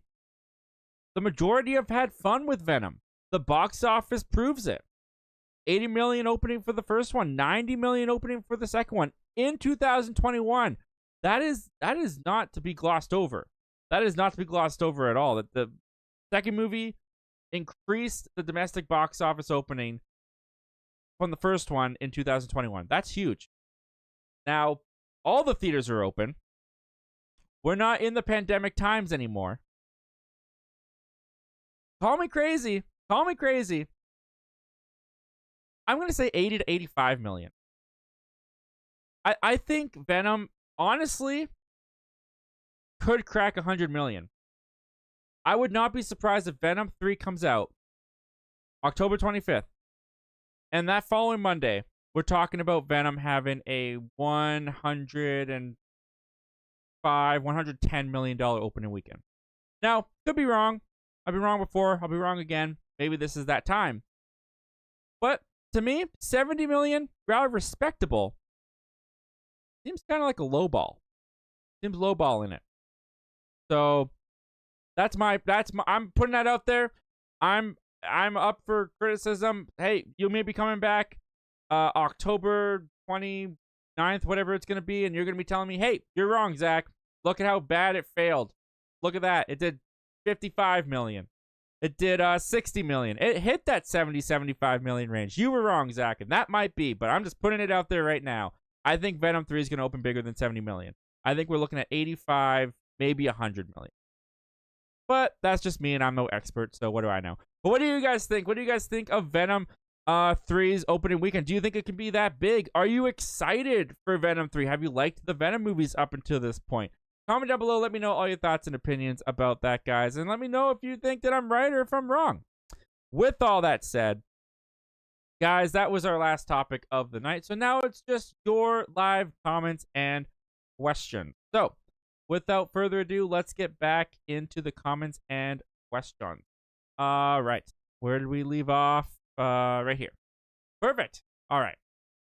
Let's get that on the screen for you guys. Boom. There we go. All right. Collective Movie Man says, hey, Zach, I finally finished my one TV show that I started in June. Bones. I watched the first episode of Bones. Let's see. The Bones, the show was 12 seasons and 24 episodes per season, except the final season was 13 episodes. That's a lot of bones to get through. That's a lot. That's a lot of bones. Are they trying to hit all 236? That's crazy. I only saw the first episode, and I haven't continued it, but I liked it. I liked what I saw. So keep going, man. Keep going. Christian Wu says Super Mario Brothers 2 and Toy Story 5 are musts for me too. Yeah, I mean, Super Mario Brothers 2 is gonna be fun. I really enjoyed that first one. I had a lot of fun with that first Mario Brothers. Toy Story 5, I've talked about that a lot on the channel, so I won't go into it right now. But curious, optimistic, hopefully. Trez Movie says, wait, Bill Hader's playing Cat in the Hat. He played the cat once on Saturday Night Live. That's true. I remember that didn't even pop into my mind, dude. That's so funny that you bring that up. That is so true. He did do that. That is so funny. Maybe that was his audition tape. Maybe that's how he got the role. Collective Movie Man says, I just started the TV show Lucifer from Netflix. I bought the complete series back in April, and I finally started watching it. I'm on the second season now. Cool, man. I never got into that show, but that's cool, man. Glad you're enjoying it. Travis Mitchell, what's going on, Travis? Thanks for joining, dude. He says, how's it going, Zach? Hope everyone in the chat is doing well. Hope you're doing well yourself, Travis. I'm doing well. The Laser says, oh no, the Mariah Carey Christmas song turns 30 this year. Every year she defrosts and invades Christmas. Yeah. Hey, I like that song, though. Not gonna lie. Travis Mitchell says, speaking of Mario 2 in an old Nintendo Power comic, we reveal Mario and Wario were friends as kids. Mario being a bully to him. If they went that route in the sequel, it'd be an interesting direction. It would be. I don't think they will, though. I don't think they will, because I don't know. Do you want your Mario to be seen as a bully? Do you want Mario to be seen as a bully? Especially this Mario. Doesn't feel like it would fit. Doesn't feel like it would fit. So it is an interesting direction. I wouldn't expect it. Travis Mitchell says, basically, we know Wario is bad and hates Mario. Then reveals Mario bullied Wario. I can't say these names. Wario to summon courage to defend Luigi from other bullies, becoming one himself. Wow, I did not know that the lore went so crazy with Mario. Dr. Pitbull, what's going on, Dr. Pitbull? Thanks for joining. I love the name. Who's Joker? Funny comedians. What say about flat Earth truth? I'm not sure what any of that. But who's Joker? A funny comedians. What say about flat Earth true? I think you're just trying to be funny there. Nathan Trend Movie says, are you excited for John Wick 5? Confirming he's not dead. No. Not to say I won't be there. Not to say I'm not gonna go to John Wick 5's opening weekend, but I liked the ending of John Wick 4. I thought it was perfect, and controversial opinion in some ways, I guess. The death of John Wick made perfect sense. For that to be the end of his character, I loved it. I love that they ended it that way. This is a total backtrack. That's what I hate about this. The John Wick 5 decision. John Wick 4 was supposed to be the end. It was clearly supposed to be the end. But what happened? John Wick 4 became the biggest box office of the entire franchise. Had the biggest opening weekend, ended with the biggest theatrical run. So, of course, hey, John, get out of your grave. What are you doing in there? Sleeping? Come on. Studio execs, come on. Digging him up. Dusting him off. Getting that dust off his shoulders. All right, John. Number 5, go. Yeah, it just feels like John Wick 1, 2, 3, and 4 were all created. Again, this is how it is. Same with Toy Story. This is just how I view things sometimes. It felt like those were creatively driven. This feels like a very much like a, oh crap, it made that much money. We want another one because the box office is just going up. And if it's just going up, we think it can go up more with the 5th one. So go get it. Yeah, I'll be there. I'll watch it. I'm sure it's gonna be great, especially if they give as much love and care to it as the first one, or the first 4. But if you're asking me if I want it, based on how the 4th one ended, no, I don't. Dr. Pitbull says, where fits Star Wars, Star Trek, and other sci-fi on flat Earth? Make them pointless. Same as Snow White, strong and independent boss babe. Well, Snow White is an independent boss babe. I agree with you.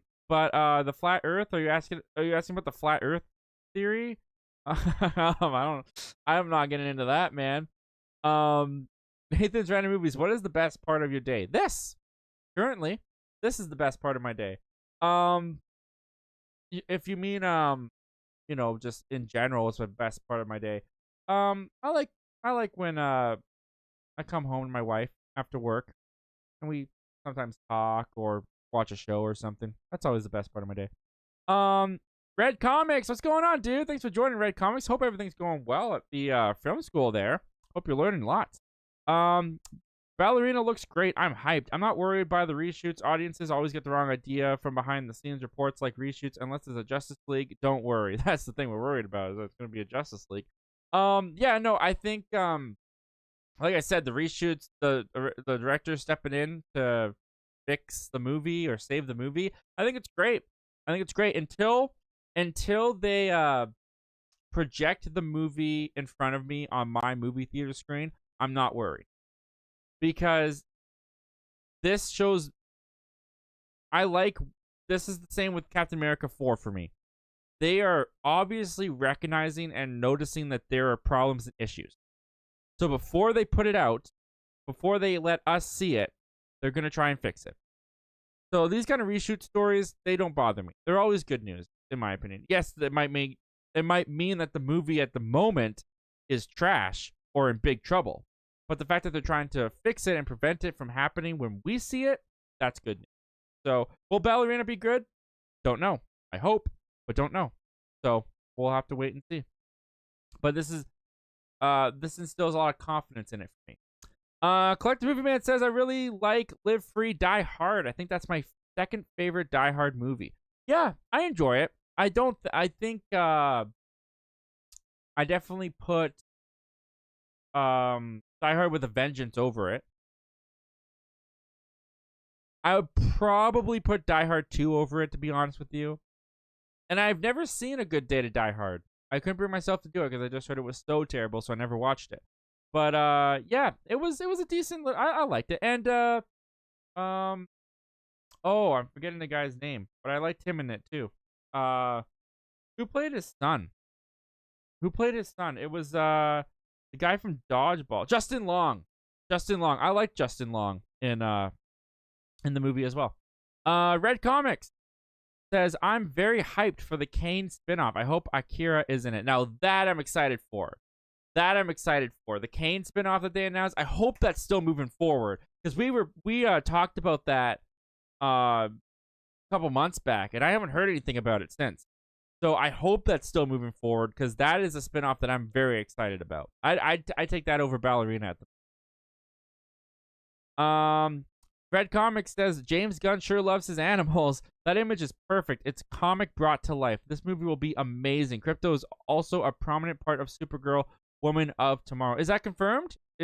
Or is that like he's a part of that in the comics? Because just because it's in the comics doesn't mean it's going to be in the movie. Yeah, he does love his animals. And that's another thing I love about this too that I forgot to mention is we've seen James Gunn do really well with animals and CGI animals. We just had a CGI raccoon for an entire trilogy of movies. He made it work. Even the space dog, what was her name in Cosmo? Even Cosmo in Guardians of the Galaxy Volume 3, even though they weren't like a huge role, and the holiday special, he did a great job with that too, translating that to the live action screen. So yeah, I've got trust in him for sure. Nathan Van Ruby says, are you excited for The Monkey, the new film from Oz Perkins? Also, will you see Longlegs? I don't know. I've had a couple people, because I put up a poll. You guys probably saw it a little while back, of the movie reaction I'm going to do for Halloween, the scary movie I'm going to watch. And one of them I put up was Longlegs, because I looked into the movie. There was no nudity. There was no, nothing that really seemed that bad to me.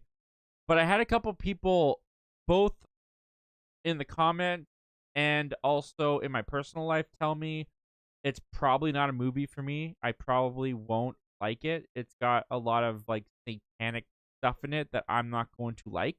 So I appreciate the people looking out for me in that way. So now I'm on the fence. I don't think I'm going to do it. I'm actually thinking I'm going to do Smile. I was actually thinking of recording that this weekend, was a reaction to Smile. So yeah, probably not. The Monkey though, it looks interesting. That's the one where when the monkey plays someone, it's like Final Destination-ish, if I remember correctly. It looks interesting. It looks like it could be fun or stupid. We'll see. Doublemint Variety, what's going on? Thanks for joining, guys. It says the Superman image looks so good. Something very colorful about it. Yeah, I completely agree. And just to bring it up again, I look at that and I smile. Like that just looks like gleeful fun to me. Like that I want to see that movie right now. I want to see what they're talking about. I want to see what I also watched Twisters for the first time not too long ago.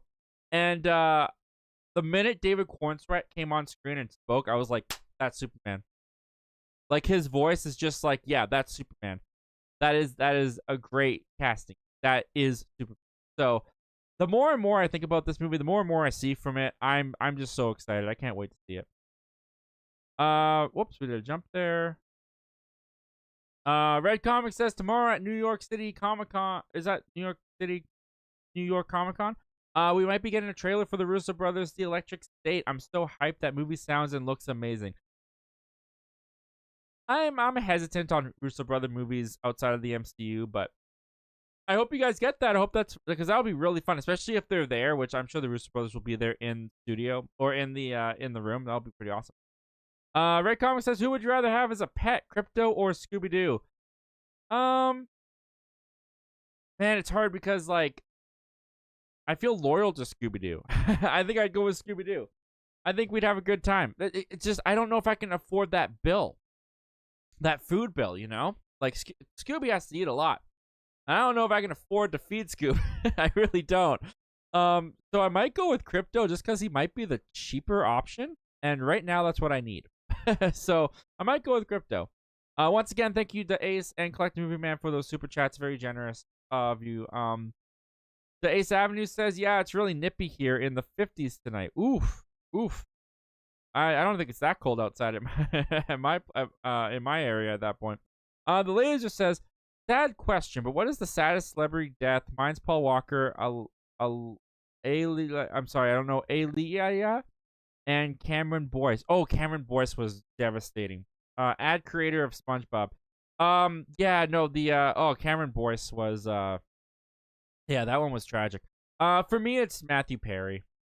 Matthew Perry was I think the most I was so affected by Matthew Perry's death, I had to actually come on here and talk with other people who also felt affected by Matthew Perry's death because I just needed to get it out of my system. Grew up watching him on Friends. Matthew Perry, Chandler, was one of my favorite TV character and was so relatable to me, and I love Matthew Perry. So his was definitely the sad because I didn't know Robin Williams. Robin Williams died before I really knew who he was. So his death is what led me to his work. So that was I remember that was the biggest tragic one around me. Because he passed away, I think I was in grade 10. I think it was high school. And I just remember that was a really somber, sad day around. But I didn't really know Robin Williams at that time. But for me, it was Matthew Perry. But I'm pretty sad about this Liam Payne too. Matthew, nothing compared in my life at least to Matthew Perry. Celebrity wise, I've had people in my life who've died that meant more to me than Matthew Perry. But celebrity wise, Matthew Perry. Mr. Teach Film Preach Reviews. What's going on, dude? Thanks for joining. I love your channel. I've been watching it, and great to see you back in here, dude. I think you just posted a review for Joker, was it? I can't remember what it was. I thought I watched it. But yeah, go check out his channel, guys. Great. What's up, Zach? Congrats on the baby. Pretty awesome, my man. Thank you so much, dude, for the kind words. I appreciate that, and the support that you've given to the channel. You've been a supporter for a very long time, man. I appreciate it so much, dude. So thank you so much. The View with Drew. Excellent news. Pre-ordered the Deadpool Wolverine Blu-ray Steelbook. Nice, man. Nice. I'm picking it up on the 22nd for sure. Red Comics says, have you been watching The Penguin? Well, I have been watching The Penguin, and it is so freaking good. If you guys haven't been watching The Penguin, I highly recommend that you watch The Penguin. Here's the thing about The Penguin. It's got fantastic performances. I've been through it, but I am watching it. I'm loving it so much. Each episode is honestly getting better and better I can't believe how well written the show is, how enthralling, how interesting all the characters are too. Um, it's phenomenal. It's just phenomenal. I hope I'm crossing everything I've got that they can keep this up for the rest of the season, because we're only 4 episodes in, so we're halfway at this point. But I'm hoping the second half can be just as good as this first half, because they have been doing a phenomenal job with it. Collect Movie Man says, "Hey Zach, after the new year, I'm going to be doing a video of my top 10 movies of 2024, and I'm going to be doing a video where I show all my Blu-rays, all my 4Ks, and all my DVDs and 4K steelbooks." Nice, man. Those are always fun videos, but like we mentioned before, they are a lot of work. They're a lot of effort, so I appreciate you going on that endeavor, my friend. Yeah, I do. I'm gonna try my best to do it this year as well. But I do a ranking of everything I've watched, from my least favorite thing I've watched to my favorite TV shows, movies included. I can tell you right now, The Penguin's gonna be very high on that. It's gonna be like top 5. It probably won't be my number one thing I've watched all year, but it's possible, depending on how the rest of the season goes. It's gonna be high on that list for sure. The Ace Avenue says, "Since you're on the topic of thumbnails, what is your favorite thumbnail that you've made?" That, my friend, is a good question. My favorite thumbnail that I've ever made. Huh. That's I have a couple from the earlier days that are like, they're so goofy, but I wouldn't say they're my favorite. I'm trying to think of one, like, is there anyone that pops into my head right now? Well, let me just really quickly here. Why isn't this working? New window. There we go. Let me see if I can pull up my channel really quickly and just kind of like see if one sticks out to me, because I've never thought about it. My favorite thumbnail I've ever made. All right, let's see here. We'll do a share. There we go. All right, transition that. Boom. Okay. Let's see here. These are my most recent ones. I kind of like the studio reveal. I think the studio reveal one turned out pretty good. I don't think you guys can see that. I don't think the one I point out is the one you guys can't really see. That's so funny. Yeah, the studio reveal one I like. I don't know. There's a lot of thumbnails that I've made that I really like. I think the if I can change the center on this here, I think this one's pretty fun. This is one we did for members, and I just story time with D. I just remember having a lot of fun editing this video, and I remember making that thumbnail as bizarre and crazy as I possibly could, just based on like things that we said. Not even like true stories, just literally hypotheticals and things that we said. I wouldn't say it's my favorite, but I definitely enjoyed making that one. This one's kind of fun, hanging upside down in the Spider-Man ranking video. That one's kind of fun. Yeah, I mean they're all I like this one. I remember being very proud of the you guys probably can't see it, soft center. But I remember being proud of this Superman new suit reveal. I don't know, I just like the way the Superman's behind him. I think it's the first time I used magic grab on Canva to remove Superman himself from the image. I don't know, I think it looks nice. So yeah, there's a number of thumbnails I've made. Hard to know them all, but I definitely got some in there that I'm quite proud of. And there's some in here too where I'm like, wow, I really could have done better there. I could have done a lot better there. So, you know what else? Actually, there was one. I think the one that I'm gonna pick is My Little Mermaid, because I went for the joke with that one. See if I can find that. It shouldn't be too far down here. But I was like, you know what? That's a funny thumbnail idea, and I don't think many people are gonna have the balls to do it. So I'm gonna do it. And where is it? It shouldn't be too far down here. The Meg was a fun one too. Where is it? You know what? Oh, there it is. There it is. Okay. Here we go. This one right here. This is the winner. My Little Mermaid thumbnail is my favorite thumbnail I've ever made. There you go. That's the one. If you guys have never seen that thumbnail, you're welcome. But I was just in such a goofy mood. I thought it would be so funny. Sometimes when I get a bit in my head, I just have to play it out. That was definitely one of those times where I had the bit. I was like, it's funny and I want to do it.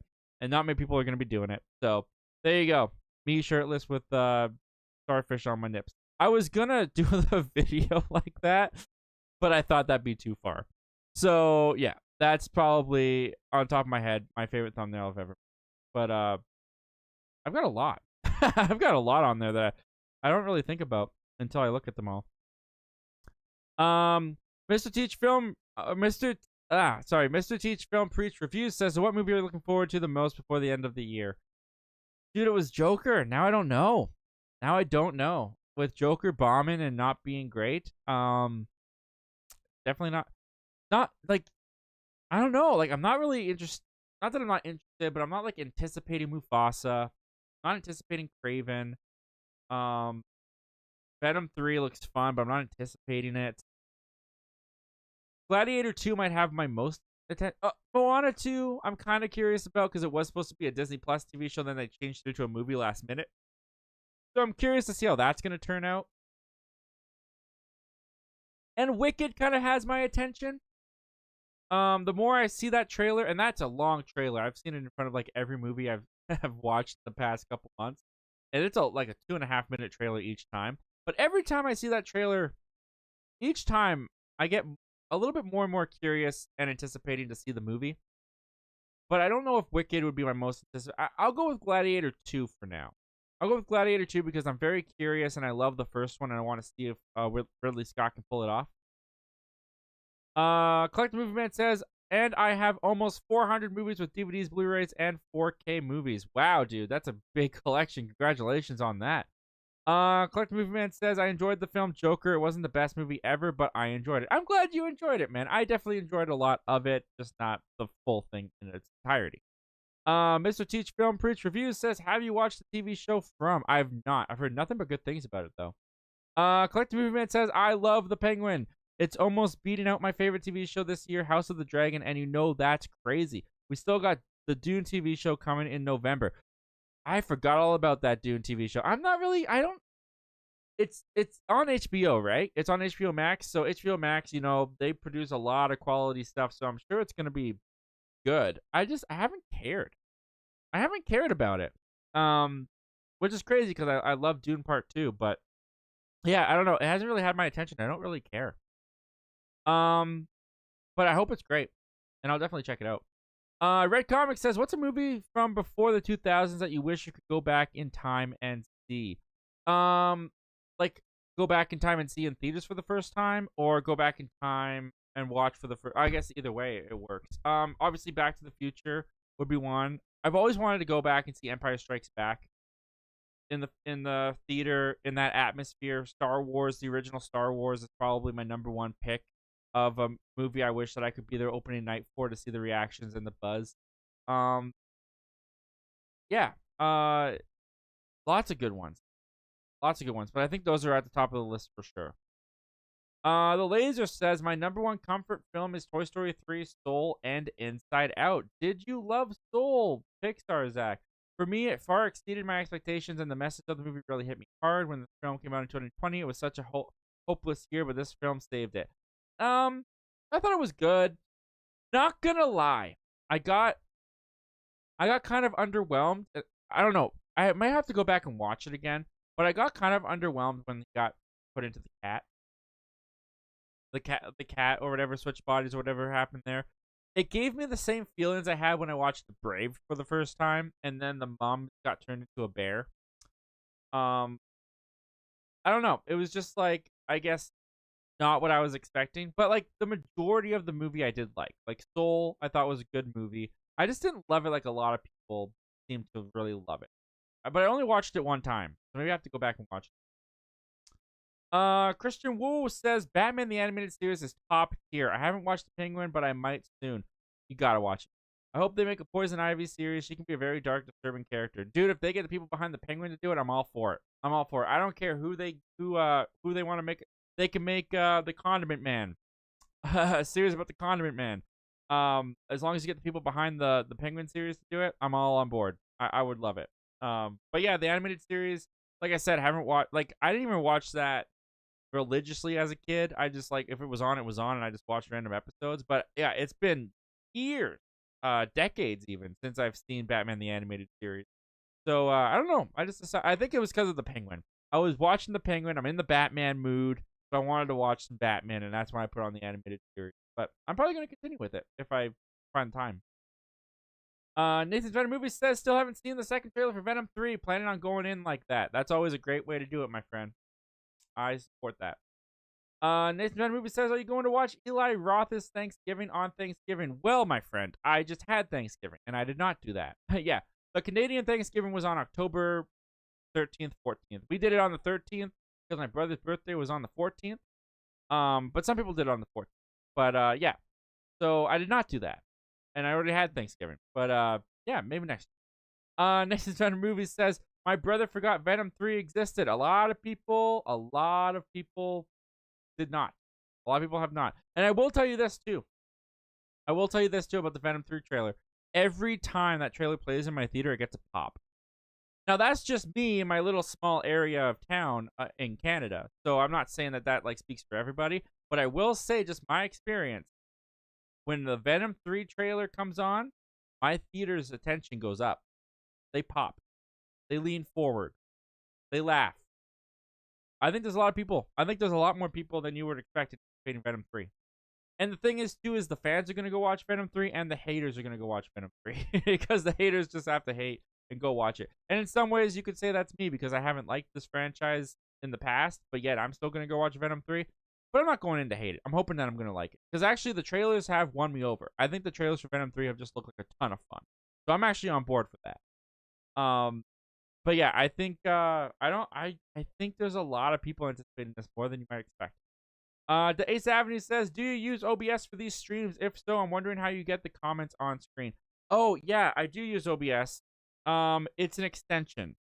It is I think I still have the video saved, but it is a Google extension that you download where you can pop out the chat into its own basically browser window, and then it gives you a URL that you can paste the URL into the OBS system and then pull it up as if like how I pull up the websites and stuff is basically what I'm doing. And then I made all of this on Canva, like the background and the boxes, and the layout and everything. I made all that on Canva. So you're gonna have to figure that out. But yeah, to get the chat on here, I just have the extension, and then there's another extension. I can't remember what it's called, but that one separates the chat boxes when you click on them and displays them. I can't remember what that one's called. I'll see if I still have the video saved of how I did it or who showed me how to do it, and I'll send it to you, Ace. I'll send it because it's very informative and it was very easy. It was actually very easy to do. Toxic Gamer, what's going on, dude? How's your day been? It's been pretty good, actually. Thank you for asking, man. How you doing? Toxic Gamer says, I got a few movies in the collection. I got Ghostbusters 1 and 2 on 4K Steelbook. Nice, man. Yeah, I only have the first one. I only have the first Ghostbusters. I don't own 2. I don't really like 2. I gotta get Afterlife and Frozen Empire still, though. And the female Ghostbusters, 2016. I got that one. I actually had the option to get that. It was like $5 at my local drug mart, and I opted not to get it. Nathan's Venom Movie says John Wick 4 taught me you could fall down 9 stairs and not break any bones. Dude, I cannot tell you how much of a gut punch I felt in the movie theater when we just watched John Wick fight all these guys up these stairs for like 20 minutes. And when he gets to the top, there's one single guy there who kicks him, and we just watch him in real time just fall all the way back down those stairs. I just remember being like, oh, all of his progress is gone. Oh, that was brilliant. That fight scene was so good. I love John Wick 4. I just love it. Toxic Gamer says The Shining on 4K, Beetlejuice on 4K, Gladiator on 4K, Avatar: The Last Airbender, the complete series on Blu-ray. Nice. You get any new physical media since last week? I think the only thing I bought was I, Tonya. I think the last thing I got was I haven't really been buying much. I can't think of anything. Yeah, I can't think of anything that I bought recently. Toxic Gamer, are you seeing Smile 2 this weekend? I'm gonna watch the first Smile. So depending on when I watch the first Smile, I might catch Smile 2 on like Saturday or Sunday. But I don't know for sure yet. I'm not sure. Dan Chien is in the chat. What's going on, Dan? Thanks for joining. Saying I like chicken. Dude, I like chicken too. I just had a chicken sandwich for dinner tonight. Barbecue chicken. It was very, very good. My wife cooked it. It was fantastic. Nathan John Movies says there are so many Diddy jokes going around at school right now. I believe it. That whole thing is just it's messed up. And kids in high school, they have no boundaries. They have no bars of where their humor goes. There's some of the worst off-putting jokes I've ever heard in my life happened in high school. Toxic Gamer 331 says, do you actually think Tom Hardy, Venom, Andrew, and Toby will all be in Spider-Man 4 to go up against Null? I hope not. I've been reading those freaking rumors of Null's gonna be this like Thanos villain between Venom and the Spider-Man movies and all this kind of stuff. I hate it. I really do. I hate it. I hope that at the end of Venom Last Dance, Null dies and they just I know that'll make some comic book fans really upset that they would just kill Null, who's apparently this like huge big figure in the comics. But if that prevents it from doing this thing where he goes between Spider-Man and Venom's universe, like just forget about it. I don't want it. I don't want it. Toxic Gamer says, who do you think is dying in Stranger Things season 5? I want to say 11, but that feels like the easy choice, and she's died like 3 times already, so I feel like that wouldn't have much of an impact if she did. If you want to get the fans gut wrench, Justin or Steve. You know, Steve has been on the chopping block for a while now. People almost every season have predicted that Steve is the one who's going to bite it and die. That hasn't happened yet, but it could happen. It could happen this season. If you wanted to do a real gut punch, though, I think you Steve or Dustin. I don't think you kill Will. I think Will's safe. I think Mike's safe. I don't think Lucas will die. They already kind of killed off Hopper and then brought him back, so I don't know if you can do Hopper again. I'm going to go with Steve or Dustin. That's what I'm going to do. I'm going to go with Steve or Dustin. 11 would be my choice, too. But 11 is a maybe. Yeah, I don't know. 11 is just like, they've teased her so many times. I don't know if it would work as we'll see, though. Enviro 2, what's going on, buddy? Thanks for joining, dude. It says, hey, man, do you think Spider-Man could appear in Venom 3, maybe post-credits? They kind of already tried that with Venom Let There Be Carnage. I don't know if they're going to do it again in Venom 3. And every time they seem to try to attempt to connect the Venom movies to the Marvel Cinematic Universe, Marvel just kind of boots them out of the universe again. So maybe they try it again, see if third time's the charm. But I hope not, and I don't think so. Enviro 2 says, Tom Hardy spent so long teasing Spider-Man in a Venom movie, images on social media, etc. Yeah, I don't know. They could just be teases. Who knows? If anything, I could see Tom Hardy maybe popping up in Secret Wars or Spider-Man. I feel like they do it in Spider-Man and they wouldn't do Spider-Man in Venom because right now they've licensed Spider-Man to Marvel. So while they still have control of the character, or while they still own the character, I still feel like Marvel has some say, and I don't think they want to connect it. And I personally don't want. Enviro 2 says, what are you wearing for Halloween? This still fits. Wearing this. This has been my Halloween costume for the past 4 years, 3 years. I really should wash it. I really should wash this. I really should wash it. But no, I gained weight, couldn't fit it. But I've lost some weight this year. I've been told by 3 people now. So it's got to be true. So I might fit into it again. So we'll see. Toxic Gamer 331 says, maybe you could watch Five Nights at Freddy's instead of Long Legs because Five Nights at Freddy's 2 is coming out soon. Yeah, maybe. Maybe. If I can get 2 out, that'd be great, but I'm only focusing on 1 reaction. I'm just trying to think of which one's gonna give the better reaction, better content. And some people I've talked to have told me Smile is probably my best bet, especially knowing me. Red Comics says there's a Voltron movie filming here on the Gold Coast starring Henry Cavill. I heard about that. That's very exciting, man, that it's happening around your area. That's awesome. The Laser says, I love James Gunn Superman a lot more from what we have seen because he is not so dead serious like Man of Steel. I think there was a place for Henry Cavill Superman portrayal for sure, but yeah, I never loved him. I never fell in love with him. So I'm hoping this is the Superman that I can fall in love with. I'm hoping that this can be my Superman. Because Christopher Reeves, he's from another time, and I like him very much so. But someone needs to, you know, step up and be my. Tox Gamer 331 says, "Have you seen The Shining, Zach? If so, what do you think of the ending? What do you think the ending is for The Shining?" I have seen The Shining. I've only seen it once though. It was a number of years ago. I remember the being kind of confusing with the picture. I'm sure I had a theory or something back at the time, or I was listening to theories about it, but I forget all of them. But I remember The Shining being a very interesting watch. It both lived up to the hype and didn't live up to the hype, but I think it mostly lived up to the hype. It was a good movie. Nathan's Bad Movie says, as a Catholic, I did not let Longlegs offend me with satanic elements, as it doesn't portray it in a good light, and I enjoyed it. Okay, that's interesting. I like hearing that because that's a different perspective brought to it than I had.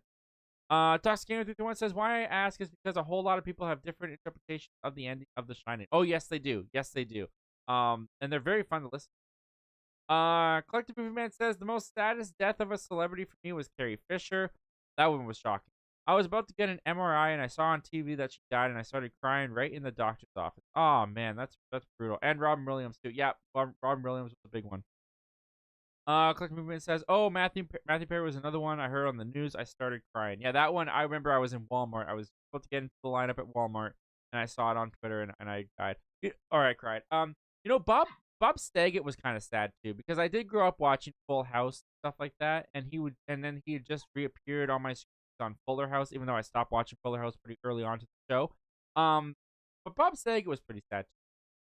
Toxic Gamer 51 says, I went almost 5 hours showing off my complete physical media collection earlier this year. Yeah, man, they're beefy videos. Those are beefy videos to film, my friend. 5 hours, man. That's admirable. Good for you. And this movie says, you think Joker 2 is a bigger bomb than John Carter? I think when you take into account the DC property, the name of the Joker, the fact that the first movie made $1 billion and this one hasn't even, like, has it cracked? Let's find out, actually. I should look that up before I keep saying that. Has this cracked $100 million? Joker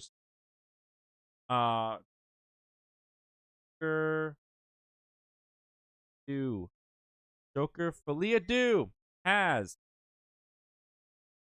Oh my gosh. No, it has not. No, it has not, guys. Joker Folia Do domestically has made it's made $53 million domestically at this point. It's made, is that internationally? It's made 113 worldwide. Worldwide, it's made 166 million. Yeah, that's a bigger. What did John Carter? That's bad. Oh my gosh. I mean, it's gonna beat John Carter. John Carter, 73 million worldwide, did 284. Actually, you know what? Joker might not hit 284 worldwide. We'll have to wait and see. It probably will, but we'll have to wait and see. Domestically, I had 30 million opening. Yeah, okay. Yeah, it's worse. I'm gonna say it's worse because the character's more well known. It was more hyped up. The first movie you're coming off $1 billion movie. It had 11 Academy Award nominations. It won Best Actor. It was nominated for Best Picture. It's worse. I think Joker 2 is a bigger bomb than John Carter. Oh, lost the chat. Toxic Gamer says, supposedly Smile 2 has an Oscar-worthy like performance from Naomi Scott in the words of films. I heard him say that too. What did I watch the review? What did I? Maybe I didn't. Maybe I heard it from someone. No, I heard it from Christian Harloff, I think. Because I was listening to his podcast. I don't remember. But I did hear that. Maybe it was 3C. I must have watched his review. I don't remember. But I do know it's getting good reviews. You know what? I watched Chris Stuckman's review. Maybe he said it. But yeah, Naomi Scott's awesome. So I'm not surprised. Tox Gamer says, "What's the worst movies you've seen over the last 5 years?" Oh my gosh. Madam Web is up there. I'm not gonna lie. Madam Web is up. Um, Adam, man, that's a big question. That's like personally speaking, Rise of Skywalker's in there for me. I really dislike Rise of Skywalker person. Um, yeah. That's a beefy question. I don't know. I can't think of very many of those in the last 5 years that have been like the worst. Imaginary from this year was pretty bad. I did not like that movie at all. Aquaman 2, I did not like at all from last year. Roleplay was bad from this year. Night Swim wasn't great. Yeah, I don't. That's tricky. That's Toxic Gamer says, "What movies are you most excited for next year?" Oh my gosh. I'm super excited for Fantastic Four. The Thunderbolts I'm even more excited for than Fantastic Four. Super excited for Superman. Man, next year is just like next year feels so beefy to me. It is coming out next year. Movies of 2025. Let's see. Ballerina that we talked about, and forward to Ballerina too. Upcoming movies 2025. What do they got here? Let's see what the prominent ones are. Upcoming movies 2025. Okay, here are the big ones. Here are the ones that I'll probably be paying the most attention to. Oh, starting to lose my voice. All right, we got the Thunderbolts. Super excited for that. Jurassic World Rebirth. I'm very curious about. I'm a little bit hesitant of them to continue this Jurassic World franchise. I did not. Oh, there's one for my worst movies I've seen. I did not like Jurassic World Dominion. Mission Impossible 8. Super excited for. Cannot wait for that to come out. Fantastic Four. Obviously super excited for. Superman. Super excited for. That Michael Jackson biopic has my attention. I think that's going to be an underdog. I think that's going to be a fantastic. Very curious to see how Captain America turns out. Blade's never coming out. Constantine 2, that's a rumor. That's not. Star Wars A Droid Story. These don't feel like they're updated. I don't think that's a real movie. They're making a Larry Boy movie? What? Is that a thing? They're doing a Larry Boy movie? The third? The third Larry Boy? What the heck? I remember Larry Boy from Sunday school. What else? The Minecraft movie looks awful. Hopefully it's great. But Minecraft looks awful. I didn't hear anything about Dodgeball 2. I don't think that's real. I heard that this got canceled. I doubt Armor Wars is still a thing. Aladdin 2, there's no way this is a thing. Yeah, this is not updated. This is not updated. Snow White, Gal Gadot looks great, but the rest of the movie I'm not really interested in. Sherlock Holmes 3 is not confirmed. Yeah, this is not an updated list. Zootopia 2 has my attention. Zootopia 2 looks fun. The Conjuring Last Rites. I didn't even watch the third one. I don't know if I care about that. Is Avatar next year? I think that's later, isn't it? Yeah, I don't think this is an updated list at all. Ballerina. Mickey 17. I saw the trailer for that for the first time the other day, and that looks awesome. Mickey 17 looks really, really good. Wolfman has my attention. There's no way this is Johnny English 4. This is not updated. Karate Kid Legends, I'm very curious about. I have absolutely no idea what this is. I have absolutely no idea what they're trying to do. Is it multiverse in the Karate Kid world? I hope not, but it very well could be. Very curious about Karate Kid Legends. That has my attention. Happy Gilmore 2, I'm very, very scared for. I love Happy Gilmore. Happy Gilmore is probably my favorite Adam Sandler comedy he's ever made. He's not in the same place he was when he made it, and I'm not quite sure how our second one's going to do in this day and age. A little bit hesitant on that. Predator Badlands. I'm really looking forward to that. Coming off of Prey, I'm really looking forward to that. Nobody 2, really looking forward to that as well. Some of these feel like they're not updated, though. That Sinners trailer looked kind of cool with Michael B. Jordan. That looks pretty cool. Yeah. Now You See Me 3, I doubt that's actually happening. Is this the Frankenstein? Yeah, Guillermo del Toro's Frankenstein. I'm very curious to see what Guillermo del Toro does with that movie.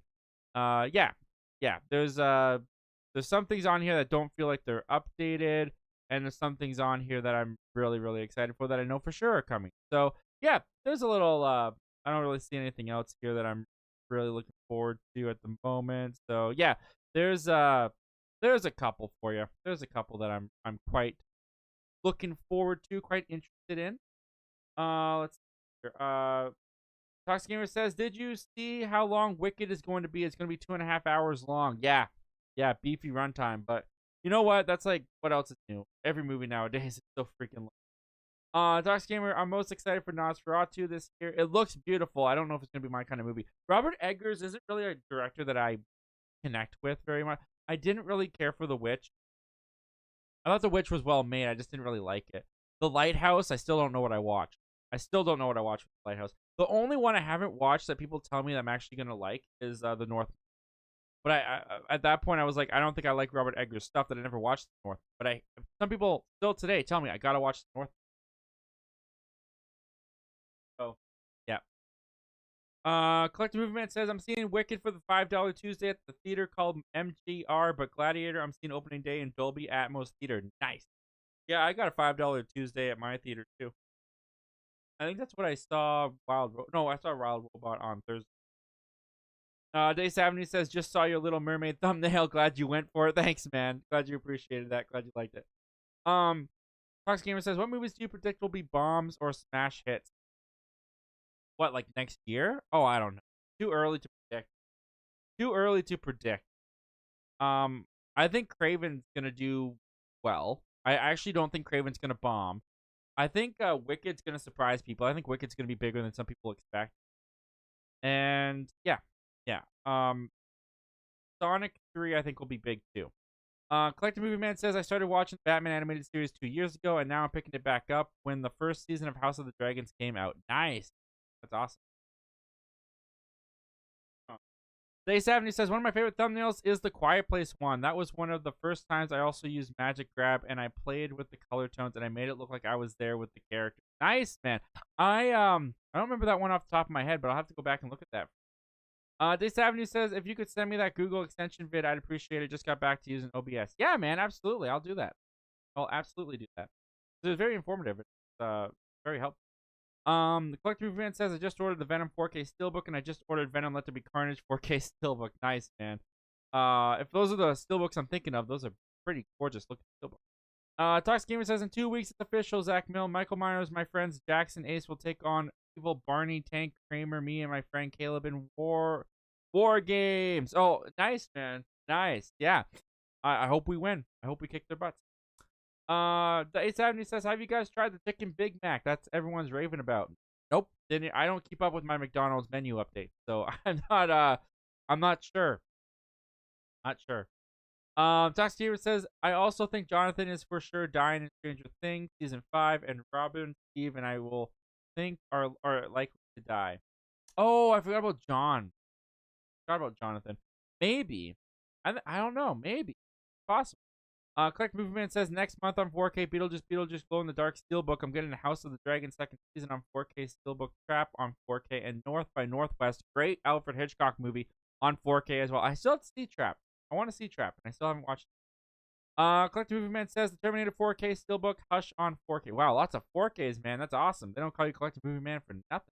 Toxic Gamer says also in 2 weeks it'll be Team Sean Chandler, Zach Guller, Zach Attack, and Astro versus Team Cody Leach, Brian the Grizz, Brandman, Brandon, and Hello. Wow, look at all those movie YouTubers going up against each other. That's awesome. The Ace Avenue says Naomi Scott is one of my celebrity crushes. She is a beautiful woman.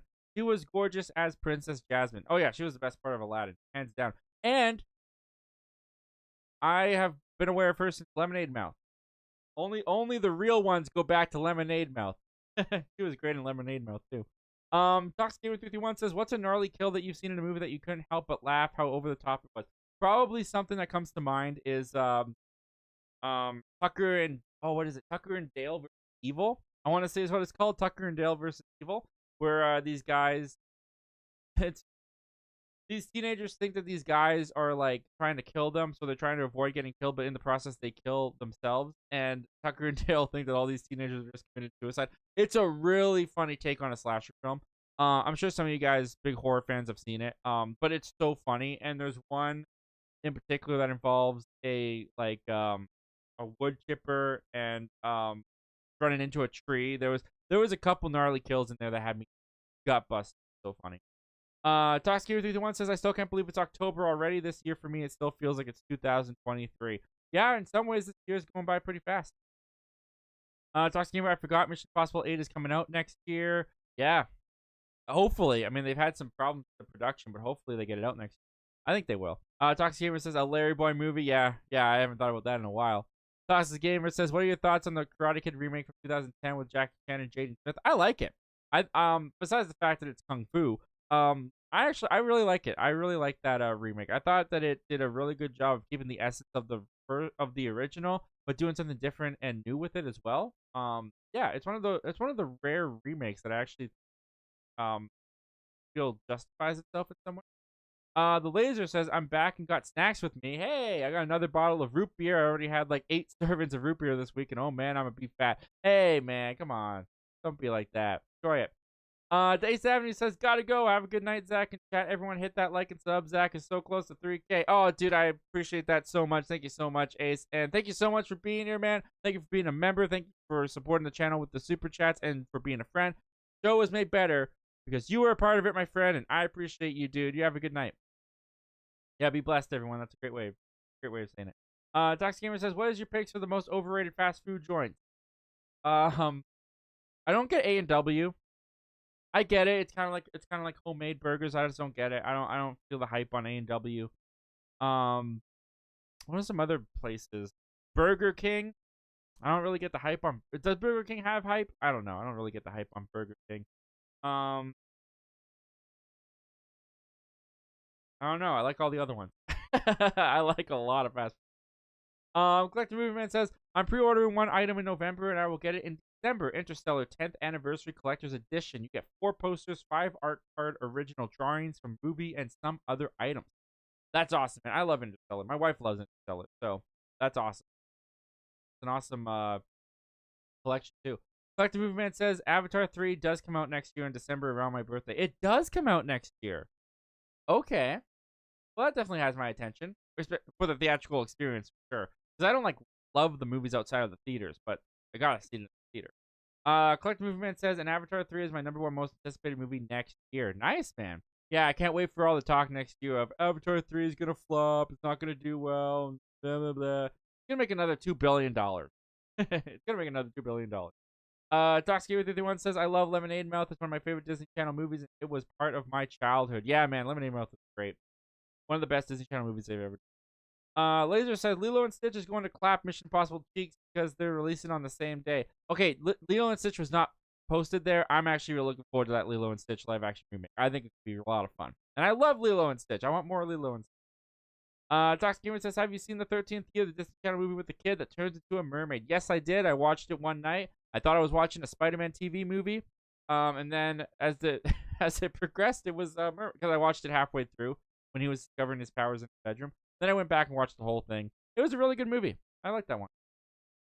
Tox Gamer says, I also enjoyed The Proud Family and even Seasons 2. I haven't seen The Proud Family movie in probably since it released. So I don't remember anything about it, and I never watched it. The Laser says, A&W has amazing root beer floats. Yeah, they're okay. Toxic Gamer says, I'm gonna head out now. Great stream as always from a great guy. Always appreciate that, man. Everyone have a nice rest of your night and pizza. Yeah. Well, thank you so much, Toxic Gamer, for being here. Thank you so much for joining us. And the show was made better as always, my friend, because you were a part of it, and I appreciate you. You have a good night. And the Laser says Mission Impossible is costing $300 million, so they have to make all the V-Bucks, but Lilo and Stitch is going to make bank and way more, I think. Well, here's the thing: is Mission Impossible has never crossed $1 billion. I think the most is maybe $700 million. That movie could come dangerously close to losing money. It could come dangerously close to losing money. We'll have to wait and see, because the last one they did was only crossed maybe the $600 million mark at the box office, I think. Yeah, these are not huge $1 billion films, so that's dangerous That's a dangerous budget for that kind of. And Laser says, good night, bro. It was an amazing stream. Well, thank you so much, Laser. And thank you, everyone, because that was our last comment of the night. So thank you, everyone, for joining and being here. The show's made better because you were all a part of it. And I appreciate you so much, guys. Thank you so much for contributing to the chat and just making the show part of your day. And, guys, keep an eye out on the channel. There's going to be something dropping this weekend. I'm sure I don't have much planned, honestly. But I do appreciate you guys being here and joining me for the show. Hope you guys had fun as I did. And we will be back again next week, guys. Same exact time for episode 99.